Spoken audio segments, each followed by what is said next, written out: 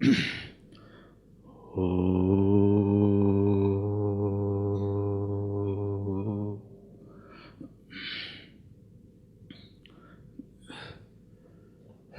కృష్ణ.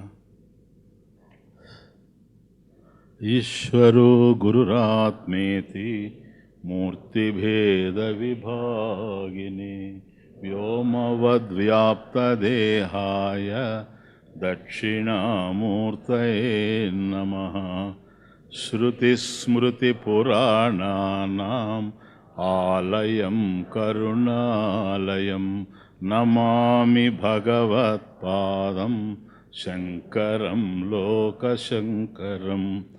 నమః శ్రీశంకరానంద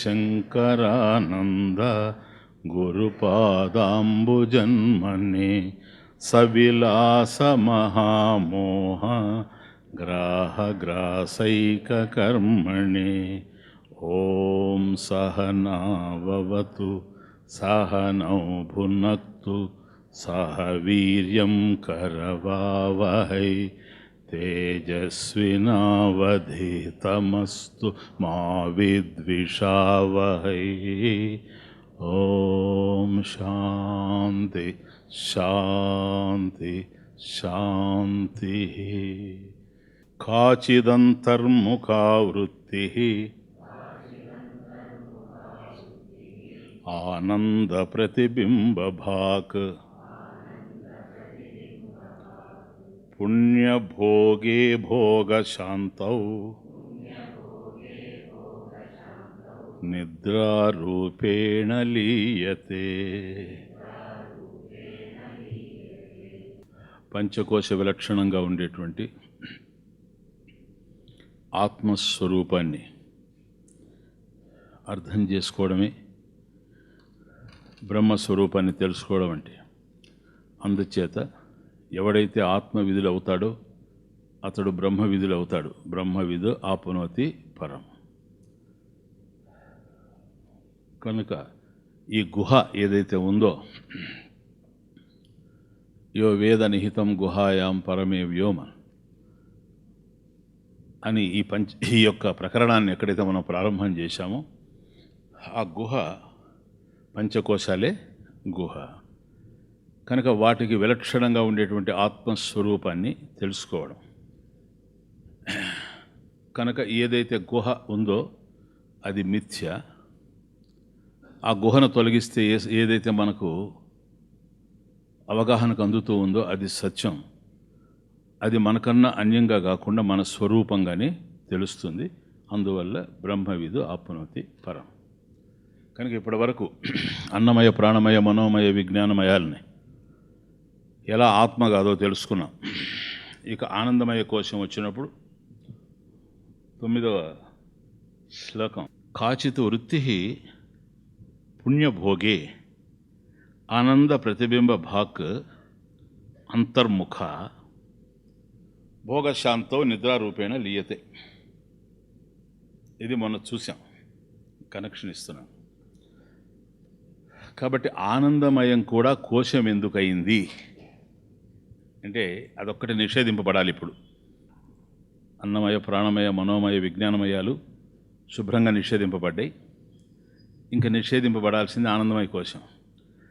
కనుక ఆనందమయ కోశము అనేది అది కూడా వృత్తి విశేషం. అది కూడా వృత్తి విశేషం, బాగా అర్థం చేసుకో.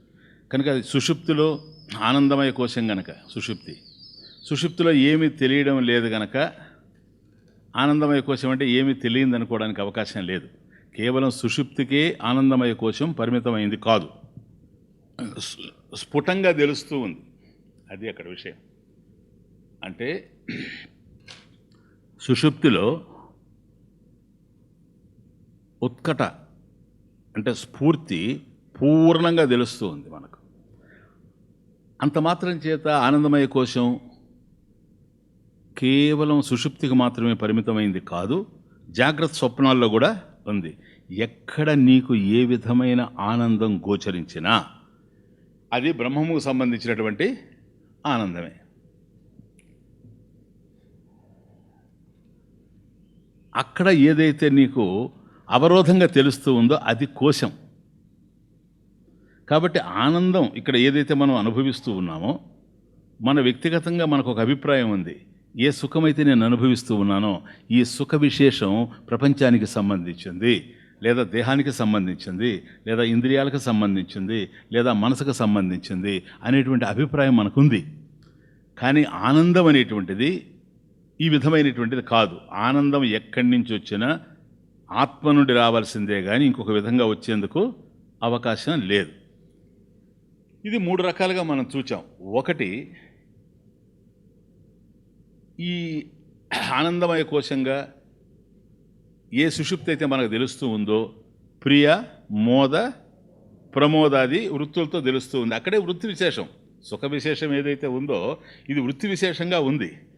కాబట్టి ఇష్టదర్శనం ప్రియం, ఇష్టలాభం మోదం, ఇష్టానుభవం ప్రమోదం. కాబట్టి ఇది నాకు ఇష్టము అనేది వృత్తి. బాగా అర్థం చేసుకోండి. నువ్వు దేన్నైతే ఇష్టపడుతూ ఉన్నావో అది సంకల్పం, నీ సంకల్పం. ఎందుకని నీకు ఇష్టమైంది నాకు ఇష్టం కావడం లేదు, నాకు ఇష్టమైంది మరొకరికి ఇష్టం కావడం లేదు. కాబట్టి ఇష్ట వస్తువు ఏదైతే ఉందో, ఏది ప్రియ వస్తువు అని నేను అనుకుంటూ ఉన్నానో ఆ ప్రియం మనిషికి వేరుగా ఉంది. కాబట్టి నా దృష్టిలో అది నాకు ప్రియంగా ఉంది కనుక అది నాకు సుఖాన్ని ఇస్తూ ఉంది. మరొకరి దృష్టిలో అది ప్రియం కాకపోయినప్పుడు వాళ్ళకి సుఖాన్ని ఇచ్చేందుకు అవకాశం లేదు. కాబట్టి ఇది కేవలం వృత్తి విశేషం. ఈ వృత్తి విశేషాల్లో భేదాలు కనిపిస్తూ ఉన్నాయి, ప్రియానికి, మోదానికి, ప్రమోదానికి. ఏదైతే నాకు ఇష్టమో అది నాకు ప్రియంగా ఉంది, దాన్ని తలుచుకుంటే చాలు, అది మనసులో మిగిలితే చాలు. ఆ వస్తువు కావచ్చు, వ్యక్తి కావచ్చు, ఎవరైతే నాకు సుఖంగా ఉన్నారో, నాకు ప్రియంగా ఉన్నారో అటువంటి వ్యక్తి లేదా అటువంటి విషయము లేదా అటువంటి సన్నివేశము నా మనసులో మిగిలినప్పుడు ఒక్కసారి నాకు ఆనందం కలుగుతూ ఉంటుంది. ఆ వ్యక్తి అమెరికాలో ఉన్నాడు అనుకోండి, నా మనసులో ఆనందం ఇప్పుడు కలగచ్చు అతన్ని తలుచుకోవడం వల్ల. బిడ్డ కావచ్చు, తండ్రి కావచ్చు, భార్య కావచ్చు, ఎవరైనా కావచ్చు. అదే వ్యక్తి దగ్గరగా వచ్చినప్పుడు ఇష్టలాభం కనుక ఇక్కడ ఆనందం కలుగుతూ ఉంది. కానీ అమెరికాలో ఉన్న వ్యక్తిని తలుచుకున్నప్పుడు కలిగేటువంటి ఆనందానికి, ఎదురుగా మనం చూస్తూ ఉండేటప్పుడు కలిగేటువంటి ఆనందానికి డిఫరెన్స్. అందువల్ల అది ప్రియమైతే ఇది మోదమైంది, అదే అనుభవించేటప్పుడు ప్రమోదంగా తెలుస్తుంది. కాబట్టి ఇవన్నీ సుఖ విశేషాలే అయినా, వృత్తి విశేషమైనా, వృత్తి కన్నా భిన్నంగా లేవు. కానీ ఆనందానికి, ఈ ఆనందానికి ప్రియానికి, మోదానికి ప్రమోదానికి డిఫరెన్స్ ఇస్ దేర్. అది కనుక ఇక్కడ ఇవి పుడుతూ ఉంది ఆనందం, మళ్ళీ నశించిపోతూ ఉంది. నాకు ఇష్టమైనటువంటి వస్తువు లభ్యమైంది, ఆనందం పుట్టింది. ఏ సుఖమైతే నాకు పుట్టిందో అది మళ్ళీ నశించేటువంటి అవకాశం ఉంది. ఎందుకని? మరొక వృత్తి విశేషం ఎంటర్ అయిపోదు. మరొక ఆలోచన రాగానే ఈ ఆలోచనకి భంగం ఏర్పడుతుంది. ఇంతవరకు ఏ సుఖానుభూతిని నేను పొందుతూ ఉన్నానో వెంటనే మరొక ఆలోచన రావడం వల్ల దీనికన్నా భిన్నమైనటువంటి ఆలోచన కావచ్చు, ఇతరమైనటువంటి ఆలోచనలు కావచ్చు, లేదా వ్యతిరేకమైనటువంటి ప్రతికూలమైనటువంటి ఆలోచన, హృదయాన్ని పిండేటువంటి ఆలోచన కావచ్చు. అది వచ్చినప్పుడు ఈ సుఖం భగ్నం అవుద్ది.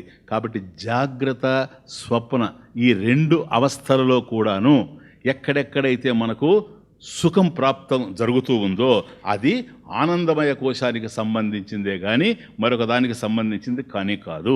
అయితే ఇక్కడ కొద్ది కొద్దిగా మనకు సుఖం కలుగుతూ ఉంది. కారణం మరొక వృత్తి విశేషం చేత ఇది భగ్నం అవుతూ ఉంది.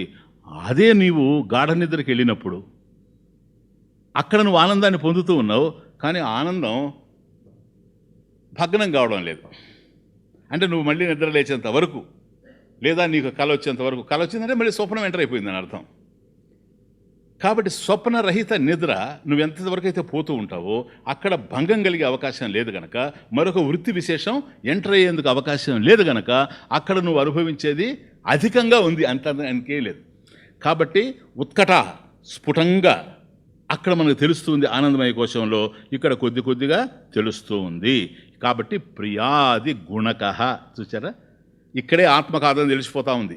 ఎప్పుడైతే ప్రియ, మోద, ప్రమోదాది వృత్తులలో భేదం తెలుస్తూ ఉందో, సుఖానుభూతిలో భేదం తెలుస్తూ ఉందో, ఎక్కడ భేదం ఉందో అది ఆత్మ అయ్యేందుకు అవకాశం లేదు గనక ఆనందమయ కోశం ఆత్మ కానే కాదు. ఇంకెక్కడ కలుగుతుంది మనకు ఆనందం? గతంలో ఆచరించినటువంటి పుణ్యకర్మలు ఏవైతే ఉన్నాయో అదే పుణ్యభోగే సుకృతం ఏదైతే ఉందో పుణ్యస్య అనుభవే ఆనందమయ విభాతి ఇది. ఎక్కడైతే మనం గతంలో చేసినటువంటి పుణ్యాలు ఉన్నాయో, సుకృతం ఉందో, ఆ సుకృత ఫలంగా మనకు ఉన్నట్లుండి ఆనందం కలుగుతుంది. ఎవరికైనా కలుగుతుంది. అది మళ్ళీ తారతమ్యం ఉంటుంది ఆనందంలో కూడాను. ఓ బిచ్చగాడు ఉన్నాడు, వాడు చలికి వణుకుతూ వస్తాడు, అమ్మా కాస్త భిక్షం పెట్టండి అంటూ ఉంటాడు. అదే సమయానికి ఆ ఇంట్లో ఉండేటువంటి వ్యక్తి అతన్ని చూచి అయ్యో పాపం వణుకుతూ ఉన్నాడు అని అనుకొని ఒక రగ్గు ఇచ్చాడు అనుకోండి కప్పుకోమనడానికి, వాడు ఎంత ఆనందపడిపోతాడు. ఓ దుప్పటి ఇచ్చాడు అనుకోండి, ఓ షాల్ ఇచ్చాడు అనుకోండి, వాడు ఎంతో ఆనందపడతాడు. కాబట్టి అంతకుముందు ఉన్నటువంటి వాడి యొక్క మానసిక స్థితికి ఇది అందుకున్న తర్వాత ఉండేటువంటి మానసిక స్థితికి తేడా ఉంది. వాడు బెగ్గరే కావచ్చు, వాడి స్థాయిలో వాడికి ఉండేటువంటి ఆనందం వాడికి ఉంది. అదే ఒక వ్యక్తి ₹1 పెట్టి లాటరీ టికెట్ కొంటే సడన్గా అతనికి ₹1,00,00,000 వచ్చింది అనుకోండి, అదే లాభమే, కానీ అత్యంత ఆనందంగా కనపడుతుంది దీంతో కంపేర్ చేసినప్పుడు. కాబట్టి ఎక్కడైతే మనకు సుఖ విశేషం జరుగుతూ ఉందో సుకృతం కూడాను.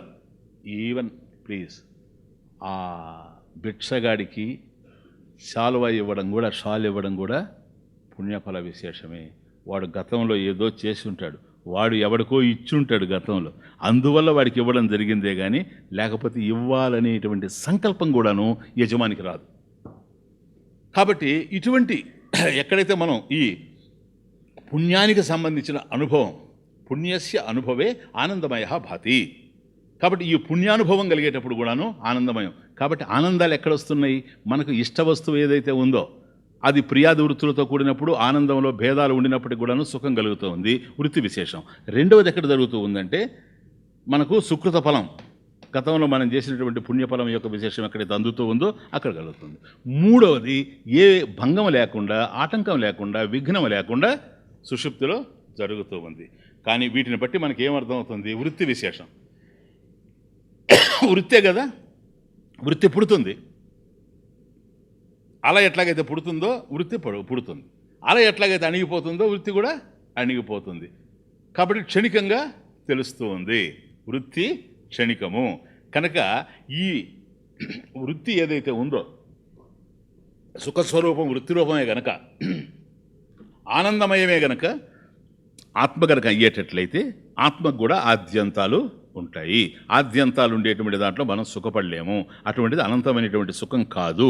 కనుక నాశవృత్తి విశేషం కూడా ఇక్కడే ఉంది. కనుక సుఖవృత్తి విశేషమే కాకుండా నాశవృత్తి, అది నశించిపోవడం అనేటువంటిది కూడా ఉంది. కనుక ఆనందమయం ఆత్మయ్యేందుకు అవకాశం లేదు. నెక్స్ట్, కదాచిత్ కత్వతో నాత్మా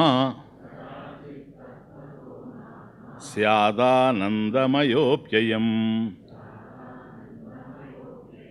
బింబభూతోయ ఆనందః ఆత్మాసౌ సర్వదా స్థితేః.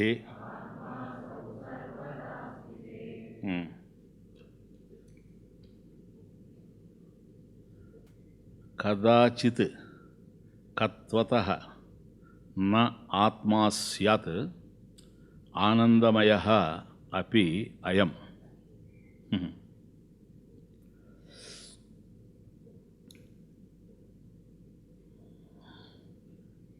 అయం ప్లీజ్ ఆనందమయః అపి. అహం ఆనందమయః అపి, అక్కడి నుంచి తీసుకోవాలి మీరు. అహం రెండవ లైన్, ఆనందమయః అపి కదాచిత్ కత్వతః, బీయింగ్ మొమెంటరీ. కదాచిత్ అప్పుడప్పుడు, ఎప్పుడెప్పుడో, అది కదాచిత్ కత్వతః అప్పుడప్పుడు ఉంటూ ఉండడం వల్ల, అది అప్పుడప్పుడు ఉంటూ ఉండడం వల్ల ఆనందమయః అయం ఆనందమయః అపి. ఈ కోశం ఏదైతే ఉందో దీన్ని ఆనందమయము అంటే సుఖస్వరూపము అని మనం పిలుచుకున్నప్పటికి కూడాను ఈ సుఖస్వరూపం ఎప్పుడు ఉండడం లేదు. కదాచిత్ కత్వతః, అప్పుడప్పుడు వస్తూ పోతూ ఉంది కదా. ఇప్పుడు మనకు ఇప్పుడే చూసాం, ప్రియమైన వస్తువు కనపడ్డప్పుడు మనకు సుఖం కలుగుతుంది అన్నాం. అది ప్రియ లాభం కలిగినప్పుడు అది ఇంకా ఎక్కువగా ఉంది అన్నాం. అదే మనకు లభ్యమైనప్పుడు అనుభవించినప్పుడు ఇంకా ఎక్కువగా ఉంది అంటున్నాం. కాబట్టి ఈ డిఫరెన్స్ చూస్తూ ఉన్నాం. కానీ ఎప్పుడు ఉంటుంది ఆ ప్రియమైన వస్తువు? అప్పుడప్పుడు ఉంటుంది. అది అక్కడ అప్పుడప్పుడు ఉంటుంది. కాబట్టి ఎప్పుడెప్పుడు మనిషి ఆనందంగా ఉంటాడో మనం చెప్పలేం. కారణం ఏంటో తెలుసా? వృత్తి విశేషం కనుక ఎప్పుడు ఆ పరిస్థితులు అనుగుణంగా వస్తాయో. పుణ్యభోగం అనేది ఎప్పుడూ ఉండదు. అంత పుణ్యం మనం చేసినటువంటి వాళ్ళం కాదు. ఎప్పుడెప్పుడో కనపడుతుంది ఫ్లాష్, అప్పుడప్పుడు కనపడతా ఉంటుంది. అది కనిపించినప్పుడు మాత్రమే సుఖం కలుగుతుంది, కానీ మిగతాప్పుడు కలిగేందుకు అవకాశం లేదు. అందువల్ల ఏ మనిషి అయినా తన జీవితంలో ఎక్కువ కాలం దుఃఖపడుతూ ఉంటాడు, తక్కువ కాలం సుఖపడుతూ ఉంటాడు. కారణం అదే. ఎందుకని? సుఖానుభూతిని కల్పించేటువంటి పరిస్థితులు ఎప్పుడు అనుకూలంగా ఉండవు. పైగా సుఖాన్ని ఇవ్వడానికి కావలసినటువంటి సుకృత ఫలము ఎప్పుడూ ఉండదు. అప్పుడప్పుడు వస్తూ ఉంటుంది. అది కదాచిత్, ఒకానొకప్పుడు, అప్పుడప్పుడు, కత్వత అలా ఉండడం వల్ల. కాబట్టి వృత్తి విశేషం అనడం కారణం ఇదే. ఇప్పుడు అర్థమైందే మీకు వృత్తి విశేషం అంటే? కదాచిత్ కత్వత, అప్పుడప్పుడు వస్తుంది కనుక. కాబట్టి ఆ సుఖం ఎప్పుడైతే వస్తుందో అప్పుడు మాత్రమే ఈ ఆనందానికి సంబంధించినటువంటి వృత్తి విశేషం మన దగ్గర ఉందని అర్థం. మిగతా సమయాల్లో లేదు. లేనంత మాత్రం వృత్తులు లేకుండా పోలేదు. భిన్నమైనటువంటి వృత్తులు ఉన్నాయి. అవి సుఖానికి సంబంధించిన వృత్తులుగా లేవు, ఆనందానికి సంబంధించిన వృత్తులుగా లేవు. అందువల్ల మనం ఆనందంగా ఉండలేకపోతున్నాం, సుఖంగా ఉండలేకపోతున్నాం. కాబట్టి ఈ సుఖానికి సంబంధించింది ఒక పరిస్థితి నుంచి వచ్చినా, లేదు నీ ఇష్టాలు నెరవేరడం వల్ల వచ్చినా, లేదా సుకృత ఫలం యొక్క ప్రభావం వల్ల వచ్చినప్పటికి కూడాను కదాచిత్ కత్వత, అప్పుడప్పుడు అది రావడం చేత, ఉండడం చేత. అంటే బీయింగ్ మొమెంటరీ, అప్పుడప్పుడు అప్పుడప్పుడు ఆయా క్షణాల్లో వచ్చిపోవడం చేత వృత్తి విశేష. అత కదాచిత్ కత్వత, వృత్తి విశేషం కాబట్టి ఎప్పుడు ఆ వృత్తి వచ్చినప్పుడు నీకు ఆనందం కలుగుతుంది. అర్థమవుతుంది? కాబట్టి సరైనటువంటి సత్సంకల్పాలు మనసులో కదలడం కూడా పుణ్య విశేషమే. ఇప్పుడు మీకు అర్థమైంది? భగవత్ సంబంధమైన ఆలోచనలు కదిలాయనుకోండి, మనసు హాయిగా ఉంటుంది. ఛిద్రమైనటువంటి ఆలోచనలు కదిలాయనుకోండి, కలతపడుతూ ఉంటాం.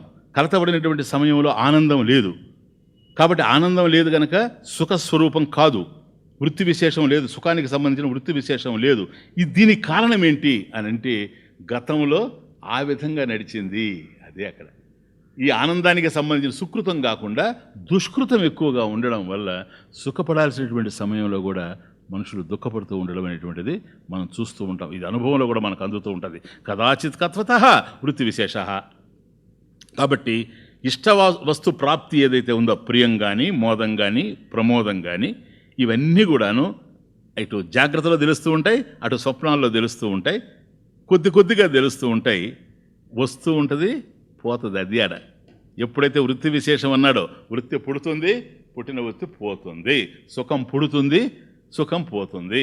కాబట్టి పుడుతూ పోతూ ఉండేటువంటి సుఖాలే గనక ఆత్మకు సంబంధించినవైతే దాన్ని పొంది కూడా ఉపయోగం లేదు. అది కూడా క్షణికమైనటువంటి సుఖంగానే ఉంటుంది. ఇప్పుడు అర్థమైందా మీకు? ఆత్మలో ఉండేటువంటి ఆనందానికి, తాత్కాలికంగా మనకు విషయ ప్రపంచంలో కలిగేటువంటి ఆనందానికి. కాబట్టి ఇంద్రియజన్యమైనటువంటి ఆనందం, ఈ ఇంద్రియ ప్రపంచంలో మనం విషయేంద్రియాల మధ్య శబ్దాది ఇంద్రియాలతో ఏవైతే అనుభవిస్తూ ఉన్నామో ఈ సుఖాలన్నీ కూడా క్షణికంగా అవడానికి కారణం అదే వృత్తి విశేషంగా తెలుస్తూ ఉండడం. కాబట్టి ఆనందమయ అయం ఆనందమయ అపి, ఇది ఆనందమయం అయినప్పటికీ కూడాను కదాచిత్ కత్వత, అప్పుడప్పుడే ఇది కనపడుతూ ఉండడం వల్ల నాత్మా స్యాత్, నా ఆత్మ స్యాత్, ఇది ఆత్మ కాదు. ఆత్మా స్యాత్ నా, అది నాత్మ, నా ఆత్మ స్యాత్, ఇది ఆత్మ అయ్యేందుకు అవకాశం లేదు. బింబభూతో య ఆనంద, థర్డ్ లైన్, యహ ఆనంద బింబభూత. చూచారా?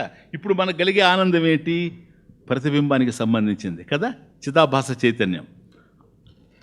ఆత్మ చైతన్యం బుద్ధిలో ప్రతిఫలించినప్పుడు వృత్తి విశేషం కదా నాయన, అంతే కదా?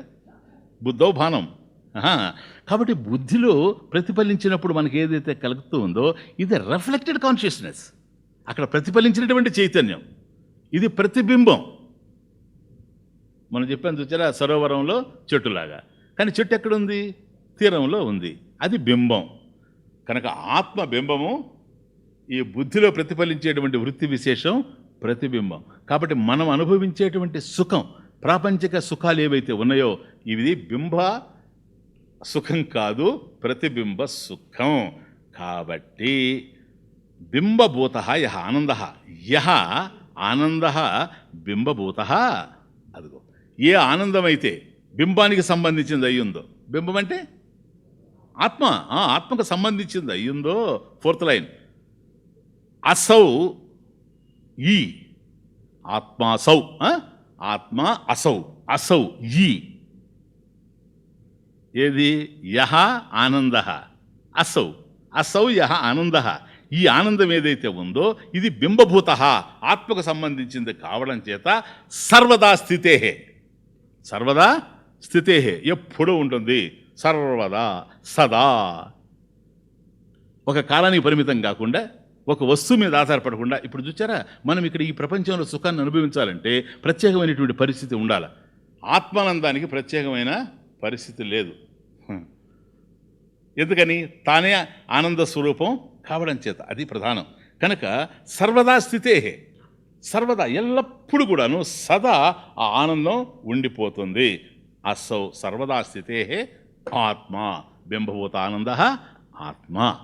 కాబట్టి అదొక్కటే ఆత్మ, కానీ ఈ ఆనందమయము ఆత్మ ఎందుకు అవకాశం లేదు. క్లియర్గా తెలిసింది ఇప్పుడు డిఫరెన్స్. ఆనందమయంలో కూడా ఆనందం ఉంది, క్షణికానందం. ఇదే కదా మనకు తైత్రీయంలో చెప్పింది, గంధర్వానందం, దేవగంధర్వానందం, వాటన్నింటిలో డిఫరెన్స్ ఉంది కదా. అసలు దగ్గరకు వచ్చేటప్పటికి ఆత్మానందం ఏదైతే మరొక దాని మీద ఆధారపడి ఉందో అది వృత్తి విశేషంగా ఉంటుంది కనుక ఒక్కొక్కప్పుడు ఉంటుంది, ఇంకొకప్పుడు లేకుండా పోతుంది.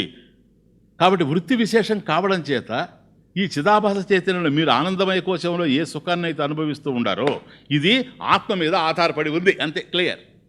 అవునా? ఆత్మ మీద ఆధారపడి ఉంది. ఆత్మ దేని మీద ఆధారపడి ఉంది? ఆత్మ exist by itself and therefore it is independent of all these 5 sheets. It's not dependent. మరొక దాని మీద ఆధారపడి ఉంటే ఇది మిథ్య అవుతుంది. కాబట్టి బుద్ధిలో మనం ఏ సుఖాన్ని అయితే అనుభవిస్తూ ఉన్నామో ఇది ఆత్మ మీద ఆధారపడి ఉంది. కానీ ఆత్మ మాత్రం ఇండిపెండెంట్, సెల్ఫ్ ఎవిడెంట్, స్వతసిద్ధం, స్వప్రకాశం. అది మరొక దాని మీద ఆధారపడి లేవు. ఆత్మ అనేటువంటిది స్వతసిద్ధంగా ఉంది గనక, స్వప్రకాశంగా ఉంది గనక, స్వాత్మానంద స్వరూపంగా ఉంది గనక సర్వదా స్థితే. వృత్తి విశేషం సర్వదా ఉండేందుకు అవకాశం లేదు. ఆత్మ సర్వదా ఉంటుంది గనక బింబభూత ఆనంద యహ అసౌ సర్వదా స్థితే ఆత్మ. అది కాబట్టి ఇప్పుడు ఆనందమయం కూడాను ఆత్మ కాదని డిసైడ్ అయిపోయింది. చాలా ప్రధానమైన విషయం ఆయన ఇక్కడ. ఎందుకంటే ఈ ప్రకరణమే, ఏం ప్రకరణం ఇది? అది కదా పంచకోశ వివేకం. కాబట్టి ఇక్కడికి అయిపోయినాయి. కాబట్టి ఆనందమయం దగ్గరకు వచ్చాం. ఇది ఆనందమే, ఆత్మలో ఉండి ఉండేది ఆనందమే కనుక ఏ ఆనందం వచ్చినా ఆత్మానందమే కనుక ఇదే ఆనందం అనుకుంటారేమోనని ఇది కూడాను సోపాధికత్వాత్ వృత్తి విశేష. ఇవన్నీ కూడాను హేతువులు. ఆనందమయం ఎందుకు ఆత్మ కాదంటే వృత్తి విశేషం. వృత్తి ఎందుకు విశేషం? సోపాధికత్వాత్, ఉపాధికి పరిమితంగా ఉంది కనుక. ఆత్మ అట్లా లేదు. అట్లాగే ప్రకృతే వికారాత్, సెకండ్ హేతు, ప్రకృతే వికారాత్. కాబట్టి ప్రకృతి వికారం ఇది. ఎందువల్ల? కార్యహేతో సుకృత క్రియాయా. చూచారా? అది ప్రకృతి వికారం అంటే కార్యహేతో సుకృత విషయా క్రియాయా. గతంలో మనం ఏ సుకృతాలైతే పుణ్యమైతే చేశామో ఆ పుణ్యం యొక్క ఫలమే ఇక్కడ నీకు అందుతూ ఉంది. పుణ్యభోగం అందుతూ ఉంది కదా. మరి అది ఈ విధంగా మారి వస్తూ ఉంది కదా. నువ్వు అక్కడ ఆచరించినటువంటి కర్మ ఇలా మార్పు చెంది వస్తూ ఉంది. ఈ మోడిఫికేషన్ జరుగుతూ ఉందా లేదా? That itself is the వికార. అందువల్ల ప్రకృతేర్ వికారాత్. ఇవన్నీ కూడాను దానికి హేతువులు అన్నమాట. ఎట్లా ఆనందమయం ఆత్మ కాదు అనడానికి హేతువులు. ఇక ఆనందమయం ఏ శరీరానికి సంబంధించింది? కారణ శరీరం. కారణ శరీరం ఏంటి? అజ్ఞానం. కాబట్టి అజ్ఞానాన్ని ఉపాధిగా కలిగినటువంటి కారణ శరీరం ఆత్మ అయ్యేందుకు అవకాశం లేదు. ఎందుకని? ఆత్మ జ్ఞానస్వరూప. ఇది కాబట్టి ఈ కారణాలన్నిటి చేత ఆనందమయం అనేటువంటిది కూడాను ఆత్మ కాదు. ఆనందమయ ఆత్మ నభవతి. ఆనందమయ కోసం కూడాను ఆత్మ ఎందుకు అవకాశం లేదు. ఇక్కడ పూర్వపక్షం ఒక ప్రశ్న వేయడం జరుగుతోంది. నను దేహముపక్రమ్య నిద్రానందాంత వస్తుషు మా భూదాత్మత్వమన్యస్తు న కశ్చిదనుభూయతే. నన్ను నిజమే సార్, మీరు చెప్పేది బాగుంది, కానీ ఇక్కడ ఒక చిన్న అబ్జెక్షన్ ఒకటి వస్తుంది. ఏంటది అంటే, నన్ను అనడంలో అదే మీరు చెప్పేది బాగానే ఉండినప్పటికి కూడాను అది కానీ అంటాం కదా, అదనమాట. అంటే ఈ డౌట్ ఒకటి ఉంది, ఈ సందేహం ఒకటి ఉత్పన్నం అవుతుంది. ఏంటది? దేహం ఉపక్రమ్య అంటే ప్రారంభం. దేహం ఉపక్రమ్య అంటే స్థూల దేహం మొదలుకొని, అది స్థూల దేహం మొదలుకొని ఫ్రమ్ ద గ్రాస్ బాడీ. నిద్ర ఆనందాంత వస్తుషు, నిద్ర ఆనంద అంత వస్తుషు. కాబట్టి ఆనందమయ కోశం వరకు, అంటే ఇప్పుడు స్థూల శరీరం, స్థూల దేహం, ప్రాణం, అన్యోంతరాత్మ ప్రాణమయ, అక్కడి నుంచి చూస్తే అన్యోంతరాత్మ మనోమయ, అన్యోంతరాత్మ విజ్ఞానమయ.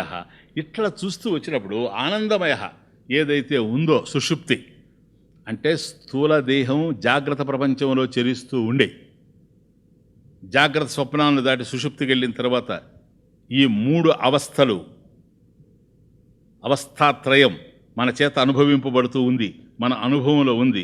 కనుక దేహం ఉపక్రమ్య నిద్ర ఆనందాంత వస్తుషు. కాబట్టి స్థూల దేహం మొదలుకొని సుషుప్తిలో, నిద్రలో, ఆనందమయ కోశంలో, ఆనందమయ కోశంలో ఏదైతే మనం సుషుప్తులు అనుభవిస్తున్నామో అంతవరకు ఆత్మత్వం మాభూత్. అది మాభూత్ ఆత్మత్వం, ఆత్మత్వం మాభూత్ యాక్సెప్ట్ చేస్తున్నాడు. అయ్యా ఇప్పటి వరకు మీరు చెప్పింది ఏమిటంటే, ఓ సిద్ధాంతి, స్థూలదేహం మొదలుకొని ఆనందమయ కోశం వరకు, అంటే అన్నమయ కోశం మొదలుకొని ఆనందమయ కోశం వరకు ఈ పంచకోశాలు ఏవైతే ఉన్నవో, ఇప్పుడు మీరు ఇచ్చినటువంటి హేతువు వల్ల, ఈ కారణాల వల్ల ఇవి ఏవి కూడాను, ఏ ఒక్కటి కూడాను లేదా అన్నీ కలిసి కూడాను ఆత్మ అయ్యేందుకు అవకాశమే లేదు అనేది రూఢి అయిపోయింది. ఒప్పుకుంటున్నాడు. ఆత్మత్వం మాభూత్, లేకుండా పోగాక, అది మాభూత్. కనుక అది ఆత్మ కాదు అనేది నిజమే కావచ్చు, బట్ అది మాభూత్ ఆత్మత్వం అన్యస్తు, అన్యః తు, అది అన్యః తు. కాబట్టి ఈ పంచకోశాలు ఏవైతే ఉన్నావో ఇవన్నీ కూడాను ఆత్మ కాదు అని మీరు ఏదైతే సహేతుకంగా వివరించారో అది కరెక్టే కావచ్చు. ఆత్మ అనేటువంటిది ఈ పంచకోశాలు కాదు, మాభూత్ కాకుండా ఉండనివ్వండి. బట్ అన్యః తు, ఈ పంచకోశాల కన్నా అన్యంగా, అది అన్యః, ఈ పంచకోశాల కన్నా వేరుగా న కశ్చిత్ అనుభూయతే, కచ్చిత్ అనుభూయతే నా.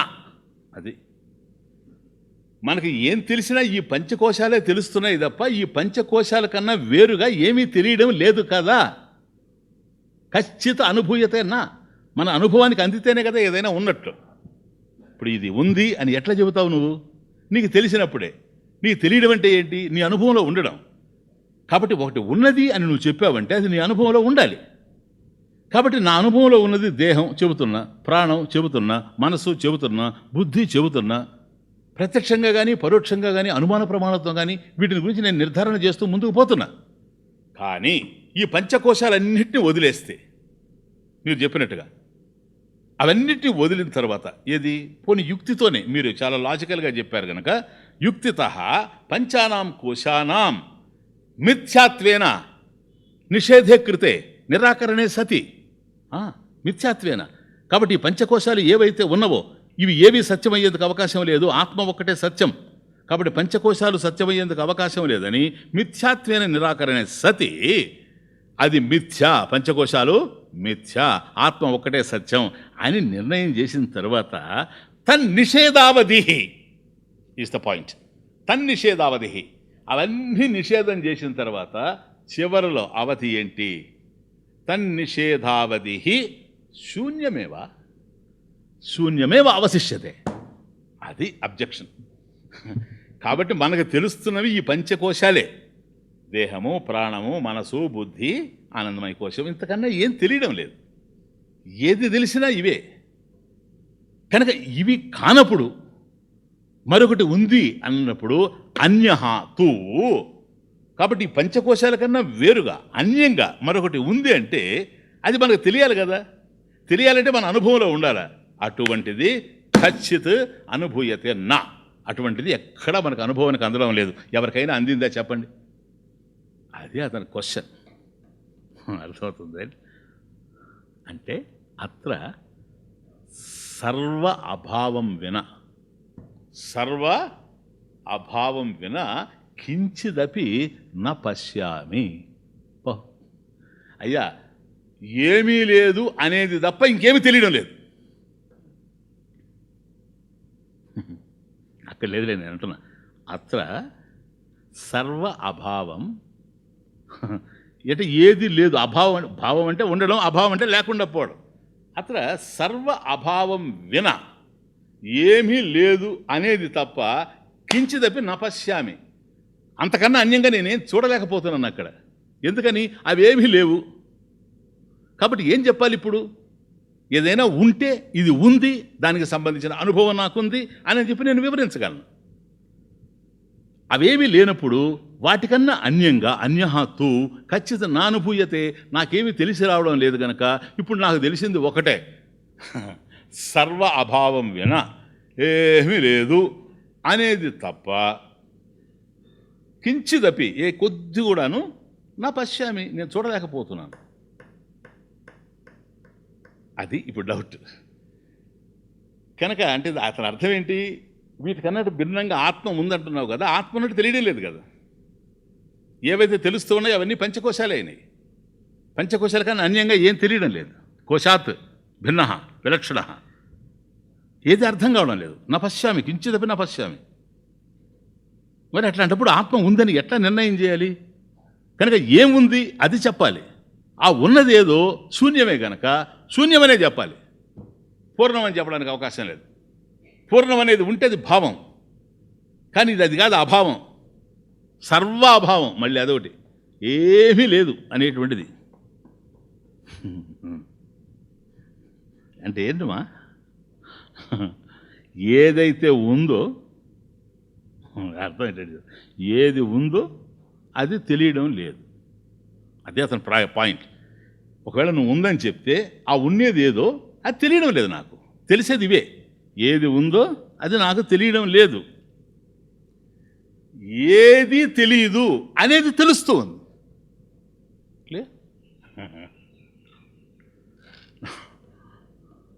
అంతేనా? ఇప్పుడు ఏదో ఉందని ఎట్లా చెప్తాను నేను? నాకు తెలియాలి. కాబట్టి ఏది ఉందో అవన్నీ కాదని నువ్వు నిర్ణయం చేశావు. మళ్ళీ ఏది ఉందని నీ ఉద్దేశం? ఆత్మ ఉందంటావు. అది ఏదైతే ఉందో ఆత్మ, అది నాకు తెలియడం లేదు కదా. నాకు తెలియనప్పుడు అది ఉందని ఎట్లా చెప్తాను నేను నీ మాటను ఆధారం చేసుకొని? ఏదైతే ఉందో వీటిని ఒప్పుకుంటున్నా, ఎందుకంటే సహేతుకంగా నువ్వు వాటి యొక్క మిథ్యాత్వాన్ని వివరిస్తూ ఉండవు. అవి ఎట్లా అసత్యమో మిథ్యయో సత్యం కాదో అది నువ్వు చెబుతున్నావు కనుక దాన్ని అంగీకరించడానికి నాకేమీ బాధ లేదు. కానీ ఆత్మ యొక్క అస్తిత్వం దగ్గరకు వచ్చేటప్పటికీ ఆత్మ ఒకటి ఉంది అని నువ్వు అన్నప్పుడు ఏదైతే ఉంది అని నువ్వు చెప్తున్నావో అది నా అనుభవానికి అందడం లేదు. మరి నా అనుభవానికి అందిందని నేను చెప్పాలి. కాబట్టి ఏది లేదు అనేది తెలుస్తూ ఉంది. ఇంకా ఫర్దర్గా ఎట్లా పోతుంది ముందుకి సబ్జెక్ట్ అనేది సందేహం.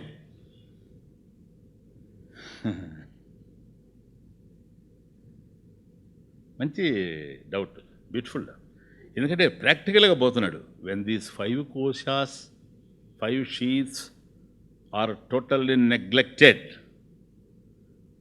I don't find anything other than the absence of everything.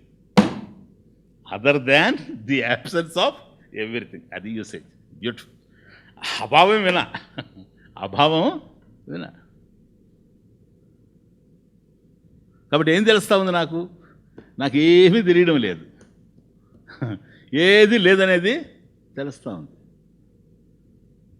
దీన్ని బట్టి ఏం అర్థమవుతా ఉంది అని. So this question is very critical and typical because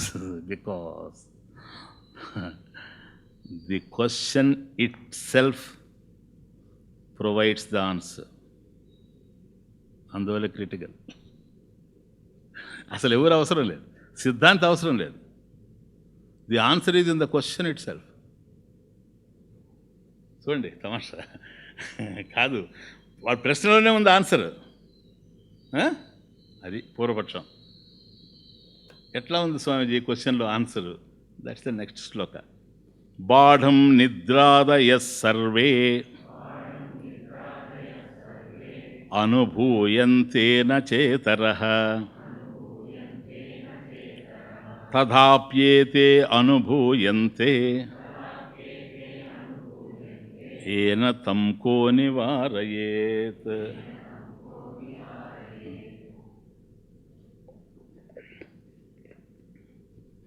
Vidyaranya స్వామిలో తమాషా ఏంటంటే, ఎవడన్నా ప్రశ్న వేస్తే ఆ ప్రశ్నకు సమాధానం చెప్పి ముందుకు పోవడం పద్ధతి. ఈయన ప్రశ్నకు సమాధానం చెప్పడం కన్నా ప్రశ్నకు ప్రశ్న వేస్తే సమాధానం దొరుకుతుంది. వాడికే దగ్గరగడతాడు ప్రశ్న. ఇప్పుడు నాకు ఖచ్చిత అనుభూయతే అని అతను చెబుతూ ఉంటే సీ ది ఆన్సర్. బాఠం, యు ఆర్ కరెక్ట్, బాగా చెప్పావు నాయన. బాఢం సత్యం ఉక్తం త్వయా, చక్కగా చెప్పావు, చాలా బాగా చెప్పావు. నిపుణోసి త్వం నిపుణోసి విచారణే. ఈ విచారణ మార్గంలో చాలా నిపుణుడుగా కనపడుతున్నావు నీవు. నిపుణోసి విచారణే, ఇది శంకరస్ తీసేది ఒక చోట. కాబట్టి ఏదైతే ఇప్పుడు నువ్వు చెప్పావో, బాఢం సత్యం ఉక్తం త్వయా, యు ఆర్ కరెక్ట్. త్వం నిపుణోసి విచారణే. కాబట్టి ఒక విషయాన్ని విచారించడంలో ఏం మూర్ఖంగా మౌఢ్యంగా అంగీకరించడం కాకుండా నిపుణత్వంతో ఆలోచన చేసేటువంటి వాడివి నీవు అని నాకు అర్థమవుతా ఉంది. ఏమి నిపుణత్వం అర్థమైంది దీనికి వాడి దగ్గర అంటే, ఫస్ట్ లైన్, దేహముపక్రమ్య నిద్రానందాంత వస్తుషు మా భూతాత్మత్వం. అదే నిపుణత్వం. ఏందో తెలుసా? పంచకోశాలు ఏవైతే ఉన్నవో ప్రత్యక్షంగా మనకు తెలిసేటువంటి అన్నమయ ప్రాణమయ మనోమయ విజ్ఞానమయ ఆనందమయ కోశాలు, ఇవన్నీ కూడా మిథ్యా అని నిర్ధారణ చేయడం అంటే is it an easy thing.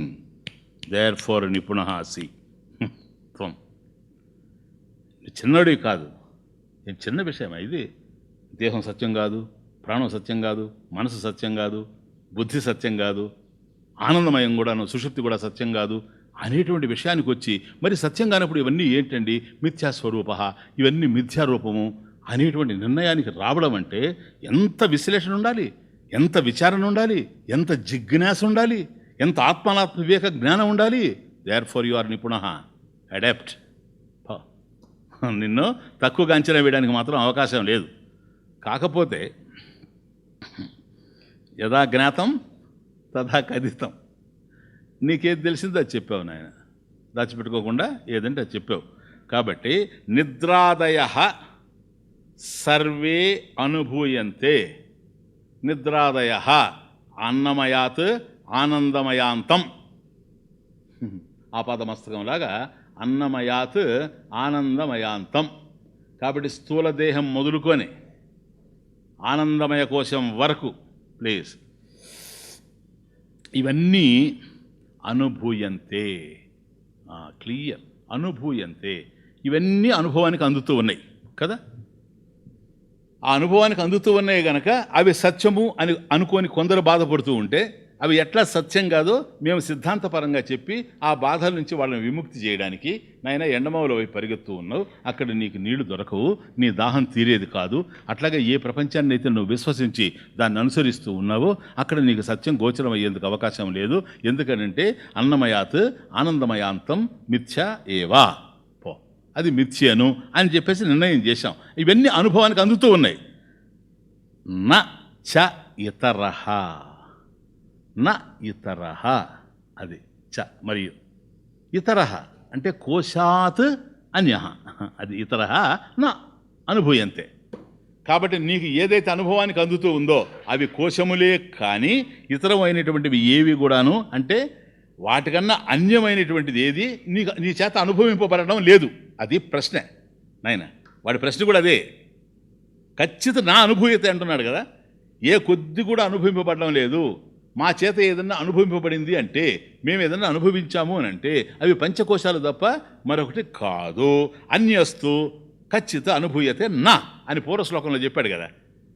దానికన్నా అన్యంగా మేమేది అనుభవించడం లేదు కనుక మాకు దానికి సంబంధించిన జ్ఞానం లేదు, అది ఉన్నట్లు మాకు తెలియదు, జ్ఞానం లేదు కనుక. అదే చెప్తున్నాడు నాయన, నిద్రాదయ సర్వే, నిద్రాదయ సర్వే, నిద్రాదయ సర్వే అనుభూయంతే. నిజమే. కాబట్టి స్థూలదేహం మొదలుకొని అన్నమయాత్, స్థూలదేహాత్ ఆనందమయాంతం ఏదైతే నీకు తెలుస్తూ ఉన్నాయో ఇవన్నీ కూడాను అనుభవింపబడుతూ ఉన్నాయి. Correct, what you said is correct, బాఢం. నా చేతరహ నా ఇతరహ చ నా ఇతరహ కోశాత్. కాబట్టి ఈ పంచకోశముల కన్నా వేరుగా ఊరికే వాడుతున్న పదం ఆత్మ అని అన్నాం అనుకోండి, అది అనుభవింపబడడం లేదు అంటాడు. అంతే, ఇంకేం లేదు, సింపుల్.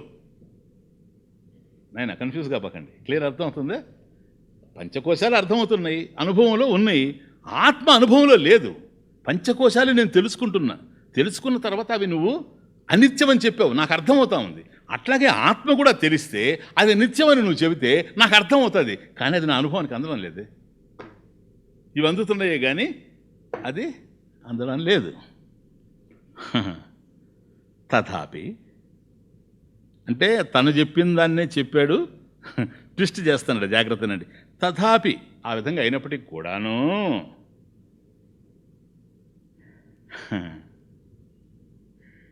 ఏన, లాస్ట్ లైన్, ఏన ఎవరి చేతనైతే, తథాపి అయిలా తర్వాత ఏతే, ఏతే కోశములు 5 పంచకోశములు, ఏతే ఆ పంచకోశములు, ఏన ఎవరి చేత, ఏతే ఆ పంచకోశములు అనుభూయంతే అనుభవింపబడుతూ ఉన్నవో నువ్వు చెప్పావు, అవి మా అనుభవంలో ఉన్నవని చెప్పావు కాదు. ఏన ఎవరి చేతనైతే, ఏతే ఆ పంచకోశములు అనుభూయంతే అనుభవింపబడుతూ ఉన్నవో, లాస్ట్ లైన్, తం వానిని కహ ఎవరు నివారయే తొలగించగలరు. వండర్ఫుల్ లాజిక్, ఉపనిషత్తులో ఉన్నదనుకోండి. ఎంత చక్కటి లాజిక్ చూసారా. ఏంటో తెలుసా, పంచకోశాలు నా అనుభవానికి అందుతున్నాయి అని అంటున్నావు కదా నాయన. అవును సార్, ఎవరి అనుభవం? Whose experience you are talking about? Come on, tell me. Huh? No, is not the answer. No, is not the answer. It is just producing the sound. Huh? ఎవరు ఇది అర్థం కావడం లేదు, లేకపోతే గట్టిగా చెప్తారు. నేను ఎట్లా మాడుతున్నాను? ఆత్మ, there is no question of ఆత్మ హియర్. వాడు ఇప్పుడు చెప్పేది వాడు నేనే చేసేది ఆత్మనే కదా. ఇక్కడ అది కాదు అసలు. ఆ ప్రశ్నకే వెళ్ళబాకండి. నువ్వు అనుభవిస్తున్నావా లేదా అనేది ప్రశ్న ఇప్పుడు కదా. పంచకోశాలు నీ అనుభవంలోకి వస్తున్నాయన్నా కదా, అనుభవించేవాడు ఉన్నాడు కదా. అవన్నీ మిథ్య అని నేను అంగీకరిస్తున్నాను అని నువ్వు అంటున్నావు కదా. అంగీకరించేవాడు ఉన్నాడు కదా. అంగీకరించేవాడు ఎవడో వాటికన్నా భిన్నమైన వాడా కాడా?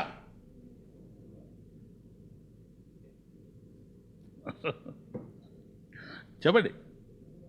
యత్ యత్ ఏన అనుభూయంతే ఏది ఏది ఎవరి చేత అయితే అనుభవించబడుతూ ఉంటుందో తత్ తత్ తత్ తత్ సాక్షికం భవేత్. విట్నెస్ సాక్షికం భవేత్. వాడు సాక్షి అవుతాడు సార్. ఇదిగో నేను ఈ రూపాన్ని చూచానన్నప్పుడు ఆ రూపానికి నువ్వు సాక్షి. నేను ఈ శబ్దాన్ని విన్నానన్నప్పుడు నువ్వు ఆ శబ్దానికి సాక్షి. నేను ఈ వాసన చూచానన్నప్పుడు దానికి నువ్వు సాక్షి. నేను ఆ సినిమాను చూచానంటే ఆ దానికి నువ్వు సాక్షి. ఏదైతే జరిగిందో ఆ అనుభవం నీకు కలిగింది కదా, దానికి నువ్వు వేరుగా ఉండవు కనుకనే సాక్షి. కనుక నువ్వు చెప్పినట్టుగా దేహం ఉపక్రమై నిద్రానందాంత వస్తుతూ ఆత్మత్వం మాభూతు అని అంటున్నావు కనుక నువ్వు యాక్సెప్ట్ చేశావు కాబట్టి నేను అందుకనే బాడవ అంటున్నాను. నిద్రాదయ సర్వే అనుభూయంతే, స్థూల దేహాత్ ఆనందమయాంతం అనుభూయంతే. నీ చేత అనుభవింపబడుతూ ఉంది కదా, అనుభవించేటువంటి నువ్వెవరు ఈజ్ ద క్వశ్చన్. అవి ఏవైతే అనుభవింపబడ్డాయో అవి తెలియబడవు నాయన. అనుభవం అంటే ఇంకేం లేదు. సో నువ్వెవరు సార్? నువ్వెవరు? నీకు అవన్నీ తెలిసాయన్నావు గనక, అవన్నీ మిథ్య గనక, అవన్నీ నీకన్నా వేరు. నువ్వు విలక్షణంగా ఉన్నావు. నేను మాట్లాడేది నిన్ను గురించి, వాటిని గురించి కాదు. అవి మిథ్య, యు ఆర్ సత్యం. నాకు టార్గెట్ నువ్వే. అర్థమవుతుంది? నేనున్నానే నాకెట్లా తెలుసు? తెలీదని చెప్పు. పోయినట్లనే చెప్పు, ఎరగడ తీసుకుపోతాం. నువ్వు ఉన్నట్టు నీకు తెలుసా తెలీదా? ఎట్లా ఉన్నావో తెలియకపోవచ్చు, దట్ ఈస్ డిఫరెంట్ థింగ్. కాబట్టి ఏది ఎవరి అనుభవానికి అందుతూ ఉందో వాడు దాని విషయంలో సాక్షి అవుతాడు. పంచకోశాలు నీ అనుభవానికి అందుతూ ఉన్నవి గనక పంచకోశాల విషయంలో నువ్వు ఎవరో కాదు, సాక్షి. తేషాం అభావం అపి ఏన అనుభూయంతే. సార్ ఏన ఏన ఎవరి చేత అయితే అభావం అపి, వాడేమన్నాడు ఇంతకుముందు? సర్వ అభావం విన కించిత్ అపి న పశ్యామన్నాడు. ఏది? నాకు ఏమీ తెలియడం లేదు అనేది ఉంది. ఆ ఏమీ లేదు అనేటువంటిది అక్కడ ఏమీ లేదు అని తెలిసింది లేనివాడికే ఉన్నవాడికే? ఉన్నవాడికే. నువ్వు ఉండవు కదా. ఏమీ లేదు, సర్వం అభావం వినా కించిత్ నపశ్యామి అని నువ్వు చెప్పినప్పుడు పంచకోశాలు లేకుండా పోవచ్చేమో, కానీ ఆ పంచకోశాలు లేవు, మిథ్య, అసత్యము, సత్యం కాదు అని ఎవరైతే చెబుతూ ఉన్నారో అట్టి నీవు ఉన్నావా లేవా? Is the question. ఉన్నావా లేదా చెప్పు. కాబట్టి అది ఉంది అని గ్రహించేవాడు సాక్షి అయితే, అది లేదు అని గ్రహించేవాడు ఎవరు? క్యా బాత్ హై. అర్థమవుతుంది? So you cannot remove this sakshi sir. You cannot negate the sakshi. ఎప్పుడు వాడిని తొలగించలేవు నువ్వు. కాబట్టి తథాపి ఈయన ఎవరి చేతనైతే ఏతే ఆ పంచకోశాలు అనుభూయంతే అనుభవింపబడుతూ ఉన్నాయో తం వానిని కహ నివారయేత్, వాడిని తొలగించేవాడు ఎవడున్నాడు చెప్పు. Come on tell me. కాబట్టి ఒక తమాష ఉందండి.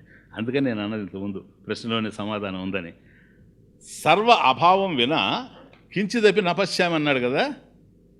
సర్వ అభావం వినా కించిదపి నపశ్యామి ఇది ఉక్తి ప్రమాణం.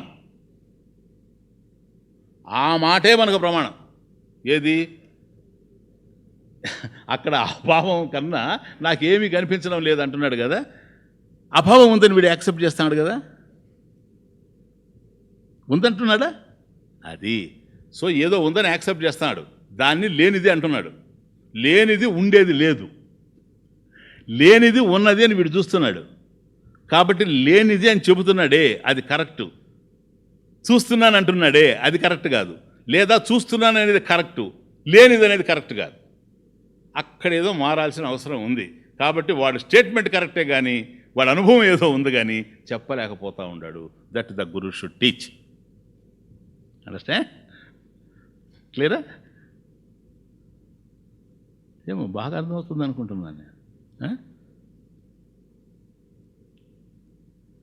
కనుక అదొక్కటే ప్రమాణంగా కనపడతా ఉంది. నాకు ఏమీ తెలియడం లేదు అనేది తెలుస్తూ ఉందని ఎప్పుడైతే చెప్తా ఉన్నాడో, ఏమీ లేనిది ఎట్లా తెలుస్తుంది నీకు? పైగా ఏమీ లేనిది తెలిసేది ఎవరికి? ఇంక పడతాయి క్వశ్చన్స్ వరుసగా. నీకు కదా, నువ్వు ఉన్నావు కదా, ఏమీ లేదనేది ఏంటి? పంచకోశాలు లేవు, పోనీ ఎవరికి కావాలి? పంచకోశాలు లేవు అనేది ఎవరికి తెలుసు అంటున్నాను నేను. ఎవరి అనుభవం అది? అనుభవంలో లేని చెప్పలేవు కదా. నా అనుభవం స్వామీజీ, నువ్వు ఉన్నావు. అది విషయం. దర్శన విషయత్వం ఏందో తెలుసా ఇప్పుడు మీకు? తస్య అజ్ఞానస్య దర్శన విషయత్వం. వీడు చూస్తున్నది ఏదో అర్థమైంది మీకు ఇప్పుడు? దర్శన విషయం ఏందో తెలుసా? అజ్ఞానం, ఏమీ తెలియడం లేదు అనేది. తవ ద్రష్టృత్వం, ద్రష్టెవరా? అజ్ఞానమేమో దర్శన విషయం. ఆ దర్శన విషయమైనటువంటి అజ్ఞానాన్ని చూచే ద్రష్టెవరు? తవా. ఇంకా ఎన్ని దృక్కులేదేమీ లేదు. తావా డైరెక్ట్ నువ్వేరా, నువ్వే కదా. అంతే. మనం మళ్ళీ దృక్కు ఆత్మ ఎన్ని తెచ్చామంటే గందరగోళం అయిపోద్ది. అవన్నీ చెప్తే ఇప్పుడు కన్ఫ్యూజ్ అయిపోతాడు. వాడి దగ్గర నుంచే పట్టుకుపోవాలా. వాడు ఎక్కడున్నాడో అక్కడి నుంచి పట్టుకు. అది బోధనా విధి. నువ్వు ఉన్నావు కదా, నువ్వు యాక్సెప్ట్ చేస్తున్నావు కదా పంచకోశాలు లేవని. పంచకోశాలు లేని సమయంలో నీకేం తెలిసింది? సర్వ అభావం వినా కించిదపి నపశ్యామి అని అన్నావు కదా. ఏమీ లేదనే తప్ప నాకు ఇంకేమీ తెలియడం లేదు అని అన్నావు కదా. సరే, ఏమీ లేదు అనేటువంటిది ఏదైతే నువ్వు అంటున్నావో తస్య అజ్ఞానస్య దర్శన విషయం. నువ్వు ఏదైతే దర్శించావో అదేంటో తెలుసా? లేనిది. అంతే. తమరు దర్శించింది లేనిది. ఎందువల్ల? నువ్వు దర్శించబట్టే చెప్పావు అక్కడేం లేదని. నేను దర్శించబట్టే చెబుతున్నా అక్కడ స్వామి ఉన్నాడు అని. నువ్వు దర్శించబట్టే చెబుతున్నావు అక్కడేమీ లేదని. కాబట్టి నాకు దర్శన విషయం స్వామి, నీకు దర్శన విషయం అజ్ఞానం, ఏమీ తెలియకుండా ఉండడం. కాబట్టి ఏమీ తెలిసి ఇది ఉంది అని నాకు ఎట్లాగైతే తెలుసో అది లేదు అని నీకు తెలుసు. నేను ద్రష్ట, నువ్వు ద్రష్ట. కాబట్టి ద్రష్టృత్వం ఏదైతే ఉందో, ద్రష్టృత్వం అనేటువంటిది తవైవ, నీవే సార్. నువ్వు ద్రష్టవి, అజ్ఞానం దర్శన విషయం. లే అత ఇదిగో సిద్ధార్థం ఇది ఇప్పుడు అర్థమైంది కదా. దర్శన విషయం ఏంటి? అజ్ఞానం. ఏమీ లేని దాన్ని నువ్వు చూస్తున్నావు. ఆ ఏమీ లేదనేది అజ్ఞానం. జ్ఞానం లేదు, దాన్ని నువ్వు చూస్తున్నావు. నువ్వు ద్రష్ట. అత దేర్ ఫోర్ ప్రత్యేగాత్మ స్వయం సాక్షాత్ నిత్య అపరోక్ష. ఇది సిద్ధాంతం. అత ఈ కారణం చేత సార్ ప్రత్యేగాత్మ ఏది? నువ్వే. ఇక్కడ పెడుతున్నాడు పేరు ప్రత్యేగాత్మ. అంటే ఆత్మ ఇంకేం లేదు, దాన్ని తెలుసుకునేవాడు చైతన్యం. కాబట్టి ప్రత్యేగాత్మ పంచకోశాలకు విలక్షణంగా ఏదైతే ఉందో నీవే ప్రత్యేగాత్మవి, నువ్వే సాక్షివి. ఎలాగూ? స్వయం సాక్షాత్, ఇంకొక దాని మీద ఆధారపడి కాదు. అజ్ఞానం ఏదైతే ఉందో దర్శన విషయంగా ఏమీ తెలియలేదు అని అంటున్నావే, ఆ ఏమీ తెలియనటువంటి విషయాన్ని నువ్వు తెలుసుకుంటూ ఉన్నావు సార్. సాక్షాత్, సాక్షాత్ డైరెక్ట్, స్వయం సాక్షాత్. ఇంకొకరెవ్వరూ లేరు అక్కడ, నువ్వే ఉండి తెలుసుకుంటున్నావు. కాబట్టి నువ్వు పరోక్షం కాదు, అపరోక్షం. ఎప్పుడూ నిత్య అపరోక్ష. This is అపరోక్షానుభూతి. అపరోక్షానుభూతి అర్థమైందా నీకు? పంచకోశాలు ఉంటే ఉండని తెలుసుకో, అవి లేవని తెలుసుకో. ఉన్నవి అని ఎవరికైతే తెలుసో లేవు అనేది వాడికే తెలుసు. ఉన్నవి లేకుండా పోయినా, లేనిది లేనట్లే ఉండినా ఈ రెండింటిని తెలుసుకునేవాడు లేకుండా ఎప్పుడు పోలేదు. సాక్షి అస్తి, సదా అస్తి. Then who will deny him? అది పాయింట్. వాడిని తొలగించగలిగేటువంటి వాళ్ళు ఎవరు? హూ ఈజ్ దట్ సాక్షి? ఇప్పుడు చెప్పండి, ఎవరు సాక్షి? ఆత్మైవా, ఆత్మ ఏవా, త్వమేవ ఆత్మ, ప్రత్యేగాత్మ. నీవే ఆత్మవి. బాగా అర్థం చేసుకోండి ఆయన. వేరుగా అర్థం చేసుకోబాకండి మీకన్నా. చూచారా, ఈ దేహం ఉంది, ప్రాణం ఉంది, మనసు ఉంది, బుద్ధి ఉంది, సుషుప్తి ఉంది, అజ్ఞానం ఉంది. అవన్నీ ఉన్నవి నీకు తెలుస్తూ ఉన్నాయి. అవన్నీ ఏమనిగా తెలుస్తున్నాయి? అవన్నీ మిథ్య అని తెలుస్తున్నాయి. అవన్నీ లేనివి అని తెలుస్తున్నాయి. అవి లేనివి అనుకున్నప్పుడు కూడా వాటిని తెలుసుకునేటువంటి నీవు ఉన్నావు. అవన్నీ తొలగించిన తర్వాత నీకేమీ తెలియదు అంటున్నావు కదా. ఎవరు లేరు అంటున్నావు, ఎందుకని పంచకోశాలు లేవు గనక. ఆ ఎవరు లేరుని ఎవరికైతే తెలిసిందో వాడు ఉన్నాడు, వాడు సత్యం. వాడు ఎవరు సార్? త్వమేవా. నువ్వే కదా చెప్తుండేది, నేను అన్నీ చెప్పింది. ఇప్పుడు సర్వ అభావం వినా కించిదపి నపశ్యామి అని చెప్పింది నేను, నువ్వు కదా, నువ్వు ఉండవు కదా. నీ పేరు ఆత్మ సార్, నీ పేరు ఆత్మ. రామచంద్రయ్య కాదు, ఆత్మ. అదే, దట్ ఈస్ ద పాయింట్. కాబట్టి సాక్షి అనేవాడు ఎక్కడా లేకుండా పోలేదు, ఎప్పుడు ఉన్నాడు. కాబట్టి నువ్వు చెప్పేవే శూన్యమేవ అవశిష్యతే. No sir, no. పూర్ణమేవ అవశిష్యతే, ఆత్మైవ అవశిష్యతే.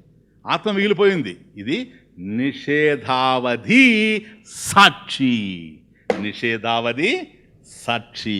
మీకు తైత్రీయంలో చెప్పాను, అన్నిటిని నిషేధించిన తర్వాత ఏదైతే మిగిలిందో, శేషించి ఉందో అదే సాక్షి. ఆ సాక్షి ఏదో కాదు, ఆత్మ ఏవ. క్లియర్? ఇప్పుడు మళ్ళీ ఒకటి పడుతుంది. ఏంటో తెలుసా? ఓకే స్వామీజీ, చాలా బాగా అర్థమైపోయింది ఈరోజు. ఇంకా మేము చేయాల్సింది ఒకటే, మర్చిపోవడం. అది కూడా ఎట్లాగో చేస్తాం, అది మీకే తెలుసు. మా నిపుణత్వం మీకు తెలియపోలేదు, చేస్తాం. కాబట్టి ఒకటి చెప్పండి, ఇప్పుడు బాగా అర్థమైపోయింది కనుక. ఇప్పుడు ఆ పంచకోశాలు లేవు అనేది తెలిసిపోయింది స్వామీజీ. ఎస్, దానికి కారణం నేనున్నానని. ఓకే, అది కూడా బాగుంది. అభావం అనేది కూడా తెలుస్తుంది, ఏది లేదనేది కూడా అది తెలుస్తుంది. అది ఎవరికి తెలుస్తుంది అంటే నాకే తెలుస్తుంది అన్నారు కదా. నిజమే, నాకు తెలుస్తుంది కదా, నేనే కదా చెబుతున్నాను. కాకపోతే నేనెవరో నేను మర్చిపోయి ఉండొచ్చు. మీరు చెప్పారు నాకు, నేనే ప్రత్యేగాత్మని, నేను సర్వసాక్షి అని కూడా మీరు స్వయం సాక్షాత్ అని కూడా మీరు చెప్పారు. కాబట్టి నేను నిత్య అపరోక్ష కదా. ఆత్మ నిత్య అపరోక్ష. Immediate awareness. ఇంగ్లీష్లో చెప్పాలంటే రైట్ వర్డ్, ఇమ్మీడియట్ అవేర్నెస్. రేపు కలిగేది కాదు, ఎల్లుండి కలిగేది కాదు, అక్కడ కలిగేది కాదు, ఇక్కడ కలిగేది కాదు. It is immediate awareness. అర్థమవుతుంది? నిత్య చైతన్యం, అపరోక్ష. ఇది నిత్యానుభూతి నీకుంది, ఇప్పుడు అనుభవంలో ఉంది. అందుకని అనుభవం వద్దు వద్దు వద్దు అంటాను నేను. అనుభవం ఉంది నీకు, ఇప్పుడే ఉంది అనుభవం. దానికి సంబంధించిన జ్ఞానం లేకపోవడం వల్ల ఆ ఉన్న అనుభవం ఉపయోగపడకుండా పోతా ఉంది. ఆ జ్ఞానాన్ని ఇక్కడ ఇస్తూ ఉండేది. ఆత్మని ఎవ్వరు తెచ్చి ఇవ్వలేరు, అది ఉన్నదే. ఆత్మ ఉన్నదే, కానీ అర్థం కావడం లేదు. ఆత్మకు సంబంధించినటువంటి జ్ఞానాన్ని ఇవ్వడం జరుగుతుంది. ఇది ఆత్మజ్ఞానం. దాన్ని ఇవ్వడం ఒక్కటే గురువు పని, ఇంకోటి ఏమీ లేదు. అందువల్ల ఇస్తాడు. ఇప్పుడు వాడు చెప్తున్నది ఏంటంటే, సరే స్వామీజీ ఇవన్నీ తెలిసాయి కదా, అభావం కూడా. కాబట్టి ఇప్పుడు మీరు చెప్పిన దాని ప్రకారం నేను ప్రత్యేగాత్మ, స్వతసిద్ధ, స్వప్రకాశాత్మ, అవునా అని నాకు తెలియాలి కదా అంటాడు. ఇది చూడండి తమాషా. Very very beautiful topic today. అని నాకు తెలియాలి కదా, తెలియాలని లేదా? ఎందుకు వస్తాయి ఈ క్వశ్చన్స్ అంటే, ఆత్మను గురించి ఆలోచించేటప్పుడు కూడా దేహాన్ని గురించి ఎట్లా ఆలోచిస్తాడు అట్లా ఆలోచిస్తాడు ఆత్మను గురించి. అది దట్ ఈస్ ద పాయింట్. మీకు క్లూ పట్టిస్తాను. ఇప్పుడు నేను బాగున్నాను కదా, అది నేను అయ్యా నువ్వు చాలా అందంగా ఉన్నావు అని ఎవరైనా చెప్పారు అనుకోండి. నేను అందంగా ఉన్నాను కదా, వీళ్ళు ఒకసారి అర్థంలో చూసుకోవడం, మళ్ళీ వచ్చి నేను అందంగా ఉన్నాను కదా, నేను అందంగా ఉన్నాను కదా, నేను అందంగా ఉన్నాను. అవును, మరి నువ్వు ప్రత్యేగాత్మ, మరి నేను ప్రత్యేగాత్మ కదా, నేను తెలియడం లేదు, నేను తెలియడం లేదు, నేను తెలియడం లేదు. దానికి అర్థం ఉంది, దీనికి ఏడ ఉంది? అర్థమవుతుంది ఇప్పుడు మీకు? ఇది వచ్చిన బాధ. అందువల్ల మొన్న చెప్పాను చూసారా, ఏదో నువ్వు ఇంకొక చరిత్రను చదివినట్టుగాను, ఫిజిక్స్ని చదివినట్టుగానో కాకుండా నిన్ను నువ్వు చదివినట్టుగానే, నిన్ను నువ్వు చూసినట్టుగానే పోవాలి. అప్పుడే శాస్త్రం అర్థమయ్యేది. ఇప్పుడు వాడు ఏమంటాడు చూడు, ఇంతకీ బాగా అర్థమైపోయింది ఇప్పుడు కదా. అర్థం కాలా? క్లియర్గా ఉంది కదా నిత్య అపరోక్ష అనేది. ఏమబ్బా ఐ ఫీల్ మీకు అందరికీ అర్థమైందని నేను అనుకుంటున్నా. ఎందుకని? అర్థం కాలేదు కనుక.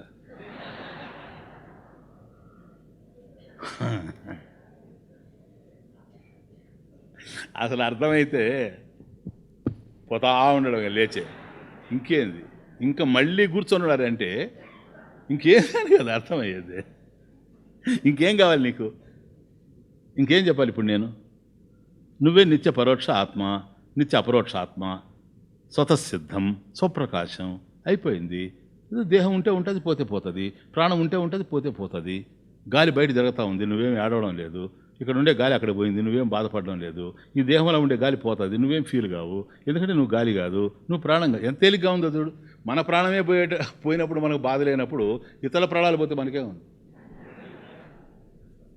చెప్పండి, ఎంత హాయి, ఎంత ఆనందం అది ఉందే. లే, ప్రతి ఒక్కరి ముఖంలో క్వశ్చన్ కనపడతా ఉంది. ఇట్లా చూస్తున్నారు నన్ను అంటే అంత నేనే ఆత్మ అయితే ఏంటబ్బా. వచ్చిన బాధ అంతా కంపారిటివ్గా అర్థం చేసుకుంటాడు. వచ్చిన బాధ అది. ఇప్పుడు ఆ నేనే ఆత్మ అనుకున్నప్పుడు కూడా మరి నేనే ఆత్మ అంటే నేనే సర్వం కదా. నేనే సర్వం అంటే వాడికి ఇవ్వాల్సిన 5,000 రూపాయలు ఇవ్వకుండా ఉంటే ఏమైంది? మళ్ళీ అది జ్ఞాపకం వస్తుంది అప్పులు. ఇది కర్మ. అన్నిటితో ముడిపెట్టుకుంటూ పోయి ఏది అర్థం కాకుండా తయారవుతాం. అర్థమవుతుంది? అవన్నీ లింకప్ చేయకూడదు. అప్పుడే మనకు శాస్త్రం అనుభవానికి అందుతుంది, అనుభూతిగా మిగులుతుంది. ఇప్పుడు వీడు అదే ప్రత్యేగాత్మ తెలియడం లేదు కదా. వాడు అడగడు ఆ పాయింట్. చూసారా? గురువుకు తెలుసు. ఎందుకో తెలుసా? ఆయన ఆ మార్గంలో నడిచి వచ్చినవాడు కనుక ఎక్కడెక్కడ ఏమేమి పిట్ఫాల్స్ ఉన్నాయో అవన్నీ తెలుసు. ఒక మార్గం ఎప్పుడైతే నడిచి వస్తాడో వచ్చేసిన తర్వాత చెప్తాడు. ఆడి నుంచి ఫోన్ చేసి నేను వస్తున్నానంటే, నాయన మధ్యలో ఇదిగో ఇక్కడ రిపేర్ జరుగుతున్నాయి, అక్కడ బాగలేదు, అక్కడ పలానా చోట కంటకాలు ఉన్నాయి, పలానా చోట రాళ్ళు ఉంటాయి, పలానా చోట చాలా జాగ్రత్తగా రావాలా. ఇవన్నీ ఎందుకనంటే తను వచ్చాడు కనుక. అదే అక్కడ. కాబట్టి ఇక్కడ కూడా ఈ క్వశ్చన్ పడడం లేదు, ఆన్సర్ ఇస్తాడు చూడు. అక్కడ నాకు అనిపిస్తూ ఉంది. కాబట్టి ఇంత చెప్పినా కూడా వాడికి అర్థం కాలేదని విద్యారణ్య స్వామికి చక్కగా అర్థమైంది.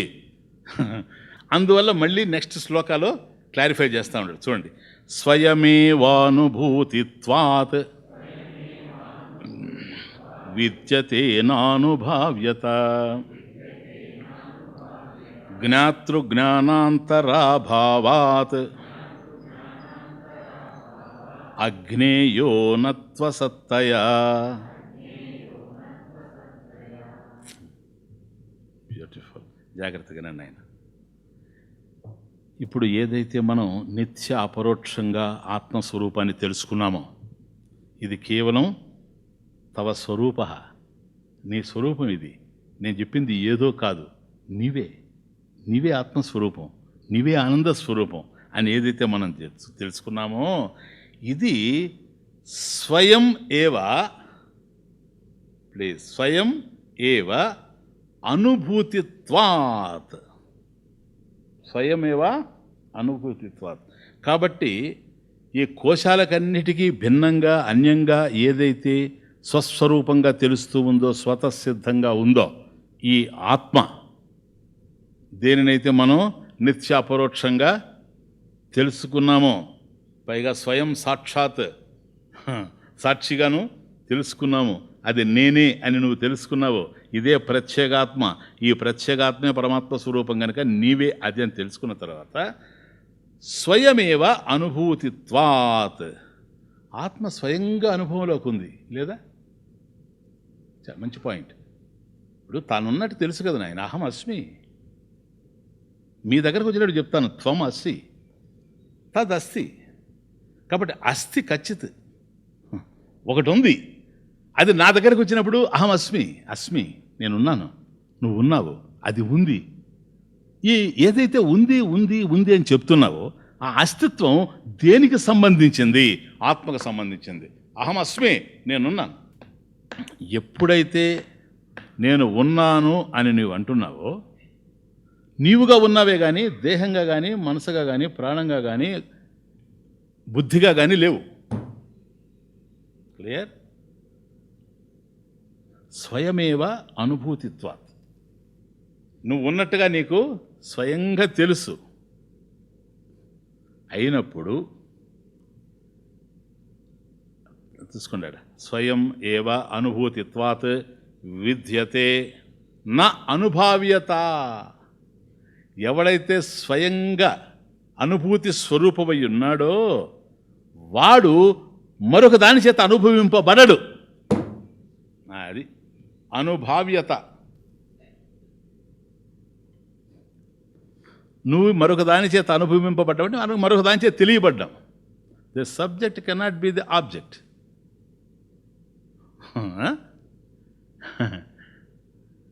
అదే the atma cannot be objectified. You cannot objectify yourself. నీకు తెలిసేటువంటి దాన్ని నువ్వు తెలుసుకుంటావు. నీవే అనుభూతి స్వరూపమైనప్పుడు, నువ్వు అనుభూతి స్వరూపమైనప్పుడు ఈ అనుభూతిని తెలుసుకోవడానికి రెండో వాడు ఎక్కడి నుంచి వస్తాడు? స్వయమేవా. ఇంకొక దాని మీద ఆధారపడి ఉండేది కాదు ఇది. ఎందుకని? అన్నిటిని నిషేధించిన తర్వాత నిషేధావధి సాక్షి, ఇంకా రెండవది లేదు. కనుక ఏదైతే నీ అనుభవానికి అందుతూ ఉందో నేను ఆత్మాని, ఈ ఆత్మానంద స్వరూపం ఏదైతే ఉందో ఇది స్వతసిద్ధంగా ఉంది గనక, స్వప్రకాశంగా ఉంది గనక, స్వానుభవపూర్వకంగా ఉంది గనక స్వయమేవ అనుభూతిత్వాత్ నా అనుభావ్యత విద్యతే. కాబట్టి ఎప్పుడైతే వాడు అనుభూతి స్వరూపం అయిపోయాడో వాణ్ణి మరొకడు గనక తెలుసుకోవడం జరిగితే, అది అనుభవం అంటే తెలుసుకోవడం, ఆబ్జెక్టిఫై. ఇప్పుడు ఇంకొకటి తెలుసుకున్నాడు అనుకో, వీడేమైపోతాడు? అప్పుడు దృశ్యం అవుతుంది ఆత్మ. దృగ్బ్రహ్మ దృశ్యం మాయ. కాబట్టి ఎప్పుడైతే నువ్వు స్వయం ప్రకాశం అయి ఉన్నావో, స్వయం అనుభూతి నీకున్నదో, స్వాత్మానుభూతి, నీకు సమస్తం తెలుస్తాయేమో కానీ, ఉన్నవి లేనివి అన్నీ, భావం అభావం అన్నీ నీకు తెలియచ్చేమో కానీ, నిన్ను తెలుసుకోవడానికి గనక మరొకడు ఉంటే స్వయమేవ అనుభూతిత్వాత్ పోతుంది. ఎందుకని? అప్పుడు నువ్వు దృశ్యమైపోతావు, పరిమితం అయిపోతావు. నిన్ను తెలుసుకునేది ఏదో అది ఆత్మ అవుద్ది. దాన్ని తెలుసుకునేది ఇంకొక ఆత్మ, దాన్ని తెలుసుకునేది ఇంకొక ఆత్మ. దీన్ని ఏమంటారు శాస్త్రంలో ఈ దోషాన్ని? అనవస్థ దోషం. చెప్పాను కదా, మర్చిపోతే ఎట్లా? అనవస్థ దోషం, ఇన్ఫినిట్ రిగ్రెస్. పూడికి తెలియని అగాధంలో పడిపోవడమే. దీన్ని తెలుసుకోవడం ఇంకోటి, దాన్ని తెలుసుకోవడం ఇంకోటి, దాన్ని తెలుసుకోవడం ఇంకోటి. కాబట్టి ఎక్కడో ఒక చోట ఆగాల. ఆ ఒక్కచోట ఏదో ఇంతకుముందు ఆగాం, సాక్షి, నిషేధావధి సాక్షి, అక్కడికి అయిపోయింది. ఇంకా నువ్వు కనుక దాన్ని తోడుకుంటూ కనుక పోయినావా, దాన్ని ఎవడు తెలుసుకుంటాడు అని అంటే, దాన్ని తెలుసుకునేవాడు కనుక ఇంకోడు ఉంటే ఇది తెలియబడేది అవుతుంది. ఇది తెలియబడితే ఇది ఆత్మ అయ్యేందుకు అవకాశం లేదు, అది ఆత్మ అవుతుంది. ఇదే ప్రశ్న అక్కడ పడుతుంది మళ్ళీ. దాన్ని ఎవరు తెలుసుకోవాలి? ఇంకొక ఆత్మ ఉండాలి. కుదరదు సార్. నిషేధావధి సాక్షి, నిషేధావధి సాక్షి నా అనుభావ్యత ఇది. స్వామిజీ ఎందుకు అనుభవింపబడదు? Beautiful logic. జ్ఞాతృ జ్ఞాన అంతర అభావాత్. జ్ఞాతృ నోవర్, తెలుసుకునేవాడు, జ్ఞాన నాలెడ్జ్, జ్ఞానము, తెలుసుకునేవాడు, తెలియబడేది, తెలుసుకునే జ్ఞానము అనే త్రిపుటి అభావాత్. ఎందుకని? ఏకమేవ అద్వితీయం బ్రహ్మ. చాలా క్లియర్. ఇంతకుముందు చూసినా మనం జ్ఞాతృ జ్ఞాన జ్ఞేయ అభావాత్ ఇంతకుముందు చూచున్నాం. కాబట్టి తెలుసుకునేవాడు ఎవడో వాడికన్నా అన్యంగా తెలియబడేది లేదు. అందువల్ల ఉన్నది ఒక్కడే గనక అహమేవా, రెండో వస్తువే లేదు. దేర్ ఫోర్ స్వయమేవా అనుభూతిత్వాత్. కాబట్టి స్వాత్మానుభూతి అంటే అది తన అనుభవమే. ఆత్మ ఏకం ఏవా, ఆ ద్వితీయం, రెండవది కాదు గనక, ఉన్నది ఆత్మే గనక అది అనంతం గనక అనంతానుభూతి, అఖండానుభూతి. ఇదే ఆత్మానంద స్వరూపము. అది తానైపోయాడు గనక తెలుసుకునేవాడు, తెలియబడేది, ఆ తెలుసుకోవడం అనేటువంటి జ్ఞానం, ఈ త్రిపుటి ఉండడానికి అవకాశమే లేదు కదా. త్రిపుటి గనక ఉంటే తెలియడం అనేది జరుగుతుంది. ఈ చెట్టు ఉంది, నేనున్నాను, నేను దాన్ని తెలుసుకుంటూ ఉన్నా. అది ఆత్మే, ఇది ఆత్మే, తెలుసుకునేది అంతటా ఒకే ఆత్మ. ఈ అనుభూతికి వచ్చిన తర్వాత తెలుసుకునేవాడు, తెలియబడేది వేరుగా లేనే లేరు. అందువల్ల ఫోర్త్ లైన్ అజ్ఞేయ. అజ్ఞేయ తెలియడం లేదు, అది కారణం. అజ్ఞేయ, జ్ఞేయ అంటే తెలియబడ్డాం. అజ్ఞేయ వాడు తెలియబడ్డం లేదు. ఎందువల్ల? జ్ఞాత జ్ఞేయం కాలేడు. First point. ఘటపటాధివత్, ఘటవత్ పటవత్. ఇది కుండ నేను చూస్తున్నా, నేను చూసేవాడిని, చూడబడేది. కాబట్టి నేను కొండ అయ్యేందుకు అవకాశం లేదు. ఆత్మ కూడా కనుక నేను చూస్తే నేను ఆత్మ అయ్యేందుకు అవకాశం లేదు. అప్పుడు నేనెవరు? నేనే ఆత్మ అంటామా? అప్పుడు నువ్వు చూసిన ఆత్మ ఎవరు? కాబట్టి ఏన ఇదం సర్వం విజానాతి. ఏన ఉపనిషత్తులే. ఏన ఇదం సర్వం విజానాతి. ఏన ఎవరి చేత అయితే ఈ సమస్తమైనటువంటి ప్రపంచం తెలియబడుతూ ఉందో, తం అతనిని కేన విజానీయాత్. క్వశ్చన్. అతన్ని తెలుసుకునే మార్గం ఏంటో చెప్పు. అన్నీ అతను ఒక్కడికే తెలుస్తున్నాయి. అతనే ఉండేది. స్వయమేవ అనుభూతిత్వాత్. తెలుసుకునేటువంటి వాడిని తెలుసుకోవడానికి ఇంకెవరున్నారు కనుక లేడు. జ్ఞాతే ఉండేది. జ్ఞాతే. జ్ఞాత అని కూడా అనడానికి లేదు. జ్ఞేయం ఉంటేనే జ్ఞాత. కాబట్టి అక్కడ ఉండేది కేవలం ఆత్మస్వరూపమే కానీ ఇంకోటి అయ్యేందుకు అవకాశం లేదు. కనుక జ్ఞాత జ్ఞేయం కాలేడు. కాబట్టి తానే తనకు అనుభవ వస్తువు కాలేడు. Clear now? మరొక దాన్ని నువ్వు ఆబ్జెక్టిఫై చేయొచ్చు, అనుభవించవచ్చు, తెలుసుకోవచ్చు. నువ్వు అనుభవించడానికి నువ్వే వస్తువు ఎట్లవుతావు? Understand? One does not become an object of one's own experience. కాబట్టి అజ్ఞేయ. అజ్ఞేయ తెలియబడడం లేదు. స్వామీజీ తెలిసింది అంటే ఉన్నది అని కదా, ఉన్నది తెలుస్తుంది. తెలియదు అంటే లేనిది కదా. ఈయన తెలియడం లేదు కనుక లేనివాడేమో.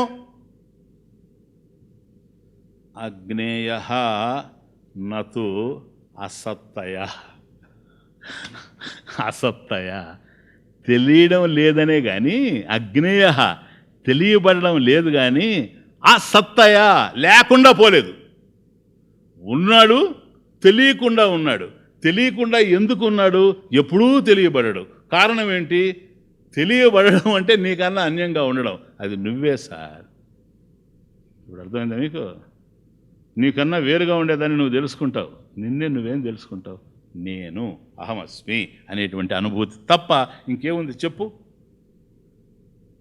మెల్లగా అక్కడ కాళ్ళు పట్టుకొని ఈడ్చి ఇక్కడ పట్టుకొని వచ్చాడు. ఏమని?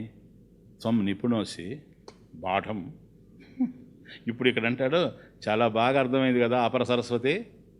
అదే పాయింట్. అపర సరస్వతి. కొందరిని అంటుంటారు, అబ్బా ఆయన అపర సరస్వతి అండి. ఇంకొక ఆయన బృహస్పతి అండి. అంటే దాని అర్థం బృహస్పతి అంటే బుద్ధిశాలి. ఈ పదప్రయోగం ఏంటంటే ఆయన చాలా బృహస్పతి అండి అంటే బుద్ధి లేనివాడని అర్థం. అర్థం కదా? మనం అట్లాగే వాడుతూ ఉంటాం. అమ్మో ఆయన చాలా తెలివిగలవాళ్ళండి అని. అట్లాగే ఇక్కడ అక్కడ నిపుణోసి బాఢం. చాలా బ్రహ్మాండంగా చెప్పావు. నిపుణోసి విచారించడంలో చాలా గొప్పవాడు నువ్వు. ఇక్కడికి వచ్చినంత విచారించిన తర్వాత అసలు విచారించడమే తెలియదు నీకు. అంతే కదా? Very clear. అగ్నేయ నాయన అగ్నేయ నతు అసత్తయ.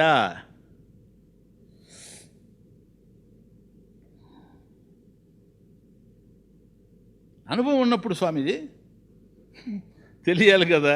తెలియకపోవడం ఏంటి? తెలియదు కనుక లేదేమని. No no no. Lack of experience is not the lack of existence. అసత్తయ అసత్తయ. అజ్ఞేయ నతు అసత్తయ. తెలియబడడం లేదే కానీ లేనివాడు మాత్రం కానే కాడు. సర్వే ఏన అనుభూయంతే యహ స్వయం న అనుభూయంతే. ఏన సర్వం అనుభూయంతే యహ స్వయం నా అనుభూయతే. అన్నిటినీ వాడు తెలుసుకుంటున్నాడు. వాడిని తెలుసుకోవడానికి ఎవరున్నారు కనుక లేరు. అందువల్ల తెలియబడడు అజ్ఞేయ, అంతేగాని లేనివాడు కాడు. ఆత్మను నువ్వు ప్రత్యేకంగా తెలుసుకోలేవు. ఇప్పుడు అర్థమైందే. వాడే దశమో నష్ట, దశమో నష్ట ఫెలో. వీడే 10వ వాడిని వీడు తెలుసుకోలేడు. ఎప్పుడు తెలుసుకుంటాడా? ఇప్పుడు అర్థం అవుతుంది. పోనీ నది కథ నాయన. అసలు అది కూడా మీకు దశమో నష్ట అనేది పంచదశలోదే, వేరే ప్రకరణంలో వస్తుంది ఆ కథ. దీంట్లోదే అది. ఈవిడ 10వ వాడు తప్పాడు, వాడు ఉన్నాడని ఏడుస్తున్నాడు వీడు, దశమో నష్ట అని. అస్తి దశమహ, 10వ వాడు ఉన్నాడు. ఎవడు వాడు? వాడే. ఇప్పుడు అడిగాడు, చూపండి సార్, ఏది సార్ 10వ వాడు? ఏడు సార్, ఏడు సార్ అంటే ఇదే నువ్వేరా. ఇప్పుడు వీడు అడిగేది అంటే ఆత్మని నేను చూడాలి. ఎట్లుంది ఆత్మ? నువ్వే. నీకన్నా అన్యంగా ఆత్మ ఉంటే అది ఆత్మ కాదు, నువ్వే ఆత్మ. అర్థమైంది? ఇది మన చిరునామా. చిరునామా కాదు, ఇది అనంతనామా. అసలు మన అడ్రస్ చిరునామా అంటే నేను చెప్పి చూరు అంటే చిన్నదని కాదు, అనంతనామా. క్లియర్? సో ఇటువంటి చోట సుఖావబోధార్థం చక్కగా అర్థం కావడానికి ఉపాఖ్యానాలు అవి ఇవి అనెక్డోట్స్ ఎగ్జాంపుల్స్ ఆయన కూడా అది అప్లై చేస్తూ ఉంటాడు. ఎందుకంటే సబ్జెక్ట్ చాలా నిగూఢంగా ఉంది, చాలా అందంగా అర్థమవుతూ ఉంది. జిజ్ఞాస ఉండే వాళ్ళకంతా కూడాను ఎక్కడన్నా కొద్ది పాప అందుకోలేనటువంటి వాళ్ళ కోసం ఇప్పుడు చెప్తున్నాడు. మాధుర్యాది స్వభావానాం అన్యత్వ సగుణార్పితం స్వస్మిన్ తదర్పణాపేక్ష నోన చాస్తన్యదర్పకం. క్లియర్. రోజు మన అనుభవంలో ఉండేది. మాధుర్యాది స్వభావానాం అన్యత్ర స్వగుణార్పితాం. అన్యత్ర ఇతర వస్తువులకు సంబంధించి, స్వగుణ అర్పితం తమలో ఉండేటువంటి గుణాలని వాటికి ఇవ్వడం, అర్పితం అర్పణ చేయడం. ఏది? మాధుర్యాది స్వభావానాం. మధురం అంటే తీయదనం, స్వీట్నెస్. ఏ పదార్థాల్లో అయితే తీయదనం ఉందో ఆ పదార్థాలు వాటి గుణమైనటువంటి ఆ తీయదనాన్ని మరొక వాటికి ఇవ్వగలవు. షుగర్ నాయన, షుగర్. షుగర్ అంటే డయాబెటీస్ కాదు, SUGAR షుగరు, పంచదార. పంచదార దాంట్లో ఏముంటుంది చెప్పండి? పంచదారలో మధుర రసం అని చెప్పండి. ఏముంది? మధుర రసం. ఆ మధుర రసాన్ని పిండి ఉందనుకోండి, పిండి ఎట్లుంటుంది? చప్పగా. ఇది కలిపితే అది ఇంకేం లేదు. పిండికి మాధుర్యం లేదు, పిండిలో తీయదనం లేదు. ఇది పోయి పిండి కలిసినప్పుడు, చక్కెర వెళ్ళి కలిసినప్పుడు పిండి తీయ కనపడతా ఉంది. అంత మాత్రం చేత పిండికి తీయదనం లేదు. ఓకే, ఇది దాని స్వగుణం. అది మధుర రసం చక్కెర యొక్క స్వగుణం సార్, ఇన్హెరిట్ క్వాలిటీ, దాంట్లో ఉండే లక్షణం. ఇది దానికి అర్పించింది, అంతే, ఇంకేం లేదు. కాబట్టి మాధుర్యాది స్వభావానాం, ఈ తీయటి స్వభావం ఎవరికైతే ఉంటుందో, ఏ వస్తువుల్లో అయితే ఉంటుందో ఈ మధుర రసం, ఇది వాటికి ఇవ్వడం జరుగుతూ ఉంది. ఎక్కడైతే తీయదనం లేదో వాటికి ఇవ్వడం జరుగుతూ ఉంది. మాధుర్యాది స్వభావానాం అన్యత్ర. అన్యత్ర ఎక్కడైతే మాధుర్యం లేనిటువంటి ఉన్నాయో వాటిలో స్వగుణ, వాటి దీంట్లో ఉండేటువంటి గుణాన్ని అర్పితం, దానికి ఇవ్వడం జరుగుతూ ఉంది. స్వస్మిన్, తన విషయంలో. ఎవరు? షుగరు. షుగర్తోనే రండి, అర్థమవుతుంది బాగా. స్వస్మిన్, తన యొక్క విషయంలోనే. తదర్పణాపేక్ష, తను ఎట్లాగైతే పిండికి అర్పించిందో మధుర రసాన్ని, అట్లాగే తనకు మరొకరు మధుర రసాన్ని అందించాలి అనే అపేక్ష, కోరిక ఉంటుందా? 4వ లైన్, నో. ఇంగ్లీష్ లాగానే, ఎస్ కరెక్ట్, అంతే. నో అంటే నా అని అర్థం. నో నో, లేదు. ఎందుకని లేదు అంటే ఇద్దరు తమాషా. ఎందుకు లేదండి? పోనీ దీనికి కూడా ఇంకెవరన్నా వచ్చే షుగర్కి ఏదైనా మధుర రసం ఇంకొక దాని నుంచి బెల్లం నుంచి అప్పుడు దీంట్లో లేకుండా ఉండాలి. పిండిలో లేదు గనక షుగరు దానికి మధుర రసాన్ని ఇచ్చింది. షుగర్కి మధుర రసాన్ని ఇవ్వాలంటే మరొకటి ఉందనుకోండి, అది వచ్చి ఇవ్వబోతే, దీనికి అర్పించబోతే దీంట్లో లేకుండా ఉండాలా? ఆల్రెడీ దీంట్లో ఉంది కదా. ఒక పాయింట్. దీనికి ఇవ్వడానికి ఇంకొకటి లేదు అట్లాంటిది. అది కూడా ఇదిగో, నచాస్త్యన్యదర్పకం అన్యత్ అర్పకం అస్తి న. అన్యత్ అర్పకం అస్తి న. అటువంటి మధుర రసాన్ని, ఆ గుణాన్ని ఇవ్వగలిగేటువంటి శక్తి కలిగింది దీనికి, మరొకటి లేదు. క్లియర్? శ్లోకం అర్థమైపోయింది కదా. కాబట్టి చక్కెర లాంటి పదార్థాలు ఏవైతే ఉన్నాయో వాటిల్లో మధుర రసం ఉంది, తీయదనం ఉంది. ఆ తీయదనం ఉండేటువంటి ఈ చక్కెర లాంటి పదార్థాలు తీయదనం లేనిటువంటి వాటికి తమ యొక్క మాధుర్యాన్ని అర్పించగలవు. అంతేగాని నేను దానికి అర్పించిన తర్వాత మనం ఏదో డబ్బు ఇచ్చేసిన తర్వాత మనం దివాలా తీసి ఇంకోటి డబ్బులు అడిగినట్టు కాకుండా, ఇది సగుణం గనక, ఇది పోయేది కాదు గనక, ఇది ఇన్హెరెంట్ క్వాలిటీ గనక, దాంట్లో ఉండేటువంటి స్వభావమే గనక, స్వభావం ఎప్పుడు నశించదు గనక, స్వభావం నశిస్తే స్వరూపమే పోతుంది గనక, కాబట్టి చక్కెర అన్నప్పుడే తీయగా ఉండేటువంటి దాన్ని చక్కెర అంటారు. అండర్స్టాండ్? కాబట్టి దాంట్లో ఉండేటువంటి తీపి ఎప్పుడు పోదు. అది తనలో ఉండేటువంటి సగుణాన్ని, తీయదనాన్ని, మధుర రసాన్ని అన్యత్ర మరొక వాటిల్లో ఇవ్వచ్చేమో కానీ తనకు మాత్రం అపేక్ష లేదు. అరే రే నాకు కూడా ఏదైనా తీయదనం ఎవరన్నా ఇస్తే బాగుండి అని అనుకుంటుందా? ఒకవేళ ఇది అనుకున్నదనుకో, అనుకోదు. అనుకున్నా ఇవ్వడానికి ఇంకోటి లేదు అంటాడు. కాబట్టి ఆత్మ తనకన్నా అన్యమైనటువంటి దాన్ని గుర్తించగలదు. ఎక్కడ ఏ విధమైన ఆనందం వచ్చినా దాని నుండే ఆనందం వస్తుంది. ఆత్మకు ఆనందం కావాల్సిన అపేక్ష లేదు. ఎందుకని? తానే ఆనంద స్వరూపం గనక. అపేక్ష ఉందని మనం అనుకున్నా, ఒకవేళ అపేక్ష ఉన్నా ఆత్మకు ఆనందాన్ని ఇవ్వడానికి అలాంటిది ఇంకొకటి లేదు. ఇంకొక రెండవ ఆత్మ ఉండి, అర్థమవుతుందా? ఇద్దరు ధనవంతులు ఉన్నట్లుగా ఇట్లా ఇద్దరు ఆనంద స్వరూపులు కనుక ఉంటే ఆత్మ యొక్క అనంతత్వానికి హాని భవతి. అనంతత్వ హాని భవతి. అనంతమైనటువంటి ఆత్మ రెండు అయ్యేందుకు అవకాశం లేదు. క్లియర్? ఎస్. అర్పకాంతర రాహిత్యేపి అస్త్యేషాం తత్స్వభావతః మా భూత్ తథానుభావ్యత్వం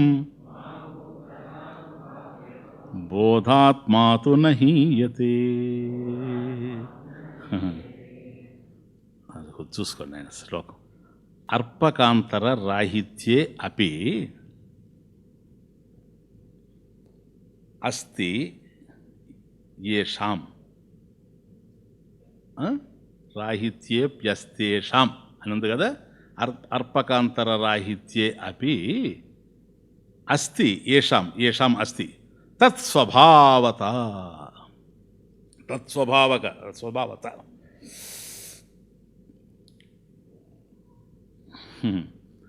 అర్పకాంతర రాహిత్యే అపి అంటే దీనికి మాధుర్య లక్షణాన్ని అర్పించేటువంటిది మరొకటి. రాహిత్యే అపి లేకపోయినప్పటికీ కూడా ఏషాం అస్తి అది ఉంది. ఏది?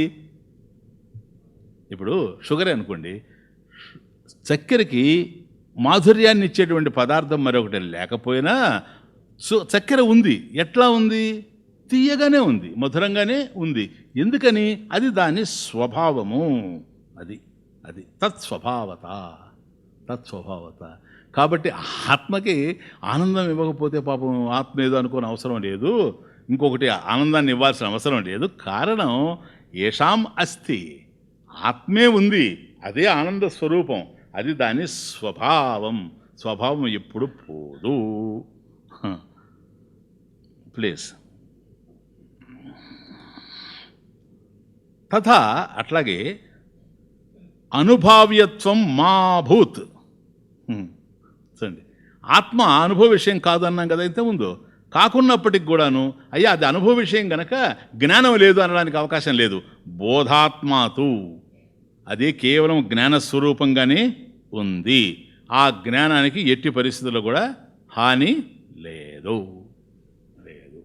కనుక అది నిత్యానంద స్వరూపంగా ఉంది. నీకు ఆనందాన్ని ఇచ్చేది ప్రపంచంలో ఏది లేదు. నీవే ఆనందమని నీకు తెలియకపోవడమే దుఃఖానికి కారణము. ఎక్కడ ఏ విధమైనటువంటి ఆనందం నీకు గోచరించినా అది విషయానందమైన, భోగానందమైన, విద్యానందమైన, యోగానందమైన, ఈ ఆనందాలన్నీ లేశమే. ఇవన్నీ ఎక్కడి నుంచి వస్తున్నాయంటే ఆత్మానందం దగ్గర నుంచి అందుతున్నాయి తప్ప ఇంకొక విధంగా అందడమే లేదు. అది దాని యొక్క సహజ లక్షణము. కాబట్టి ఆత్మ అనుభవింపబడదు అని అనుకుంటే అనుభవింపబడడం లేదే కానీ లేకుండా పోలేదు, ఉన్నదే గనక దానికి సంబంధించిన జ్ఞానం కూడా ఉన్నది. ఏమిగా ఉన్నది? సత్యముగా ఉన్నది. ఇంకా ఏమిగా ఉన్నది? దానికి సంబంధించిన జ్ఞానము కూడా ఉన్నది. ఏమని జ్ఞానముగా ఉన్నది? అనంతము ఆత్మ అనేటువంటి జ్ఞానముగా ఉన్నది. బ్రహ్మవిద ఆప్నోతి పరం తదేశాభ్యుక్త సత్యం జ్ఞానం అనంతం బ్రహ్మ ఇది. క్లియర్? కాబట్టి పంచకోశ వివరణలో చాలా అతి సూక్ష్మమైనటువంటి ఆత్మస్వరూపం దగ్గరికి తీసుకొచ్చాడు.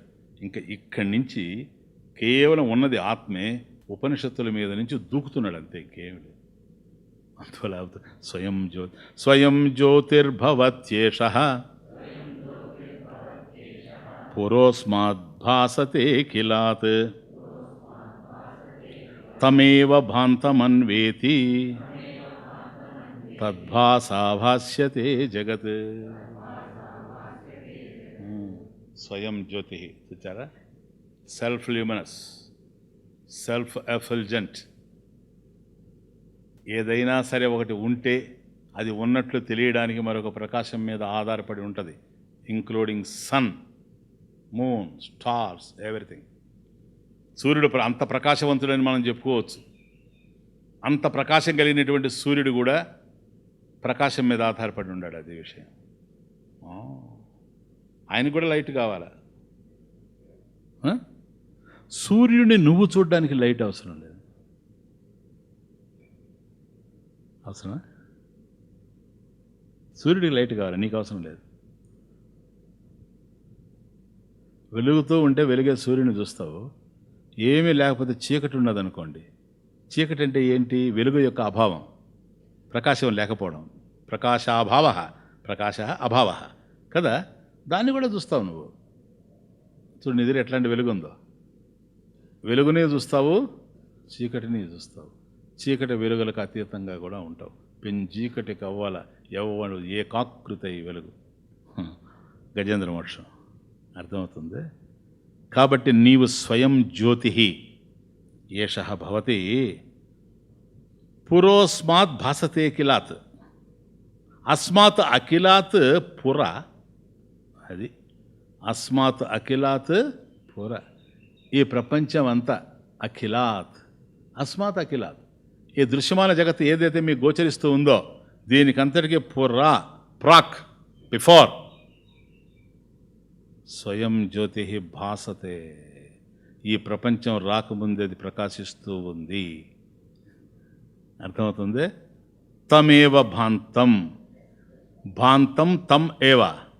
ఆ ప్రకాశించేటువంటి దానిని ఆధారం చేసుకొని అన్వేతి, అనుయేతి, అనుయేతి అనుభాతి. అనుయేతి అనుభాతి. అది వెలుగుతూ ఉంటే అన్నీ వెలుగుతూ ఉన్నాయి.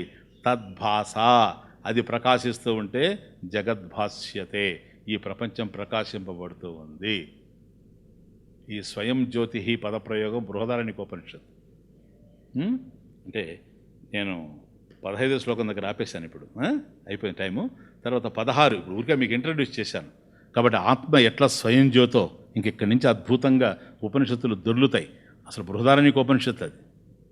ఆ తరువాత కఠోపనిషత్, ఆ తరువాత ముండకోపనిషత్, ఆ తర్వాత శ్వేతాశ్వతర, అన్నిట్లో తొంగి చూస్తూ ఉంది ఒక అద్భుతమైన మంత్రం. నత్ర సూర్యో భాతి నచంద్ర తారకం నేమా విద్యుతో భాంతి కుతోయమగ్ని తమేవ భాంతం అనుభాతి సర్వం. ఇదిగో తమేవ భాంతం అన్వేతి, తమేవ భాంతం అన్వేతి అనుభాతి సర్వం తస్య భాష, తద్భాష ఉండ తస్య భాష సర్వం. అది ఇదం విభాతి, ఇక్కడ సమస్తం కూడా ప్రకాశిస్తూ ఉంది అని అక్కడి నుంచి దిగుతాడు. ఇంకా వరుసగా ఉపనిషత్తుల మీద నుంచి తొంగి చూస్తూ ఆత్మస్వరూపాన్ని అనుభూతి ప్రకాశంగా మనకు అందిస్తారు.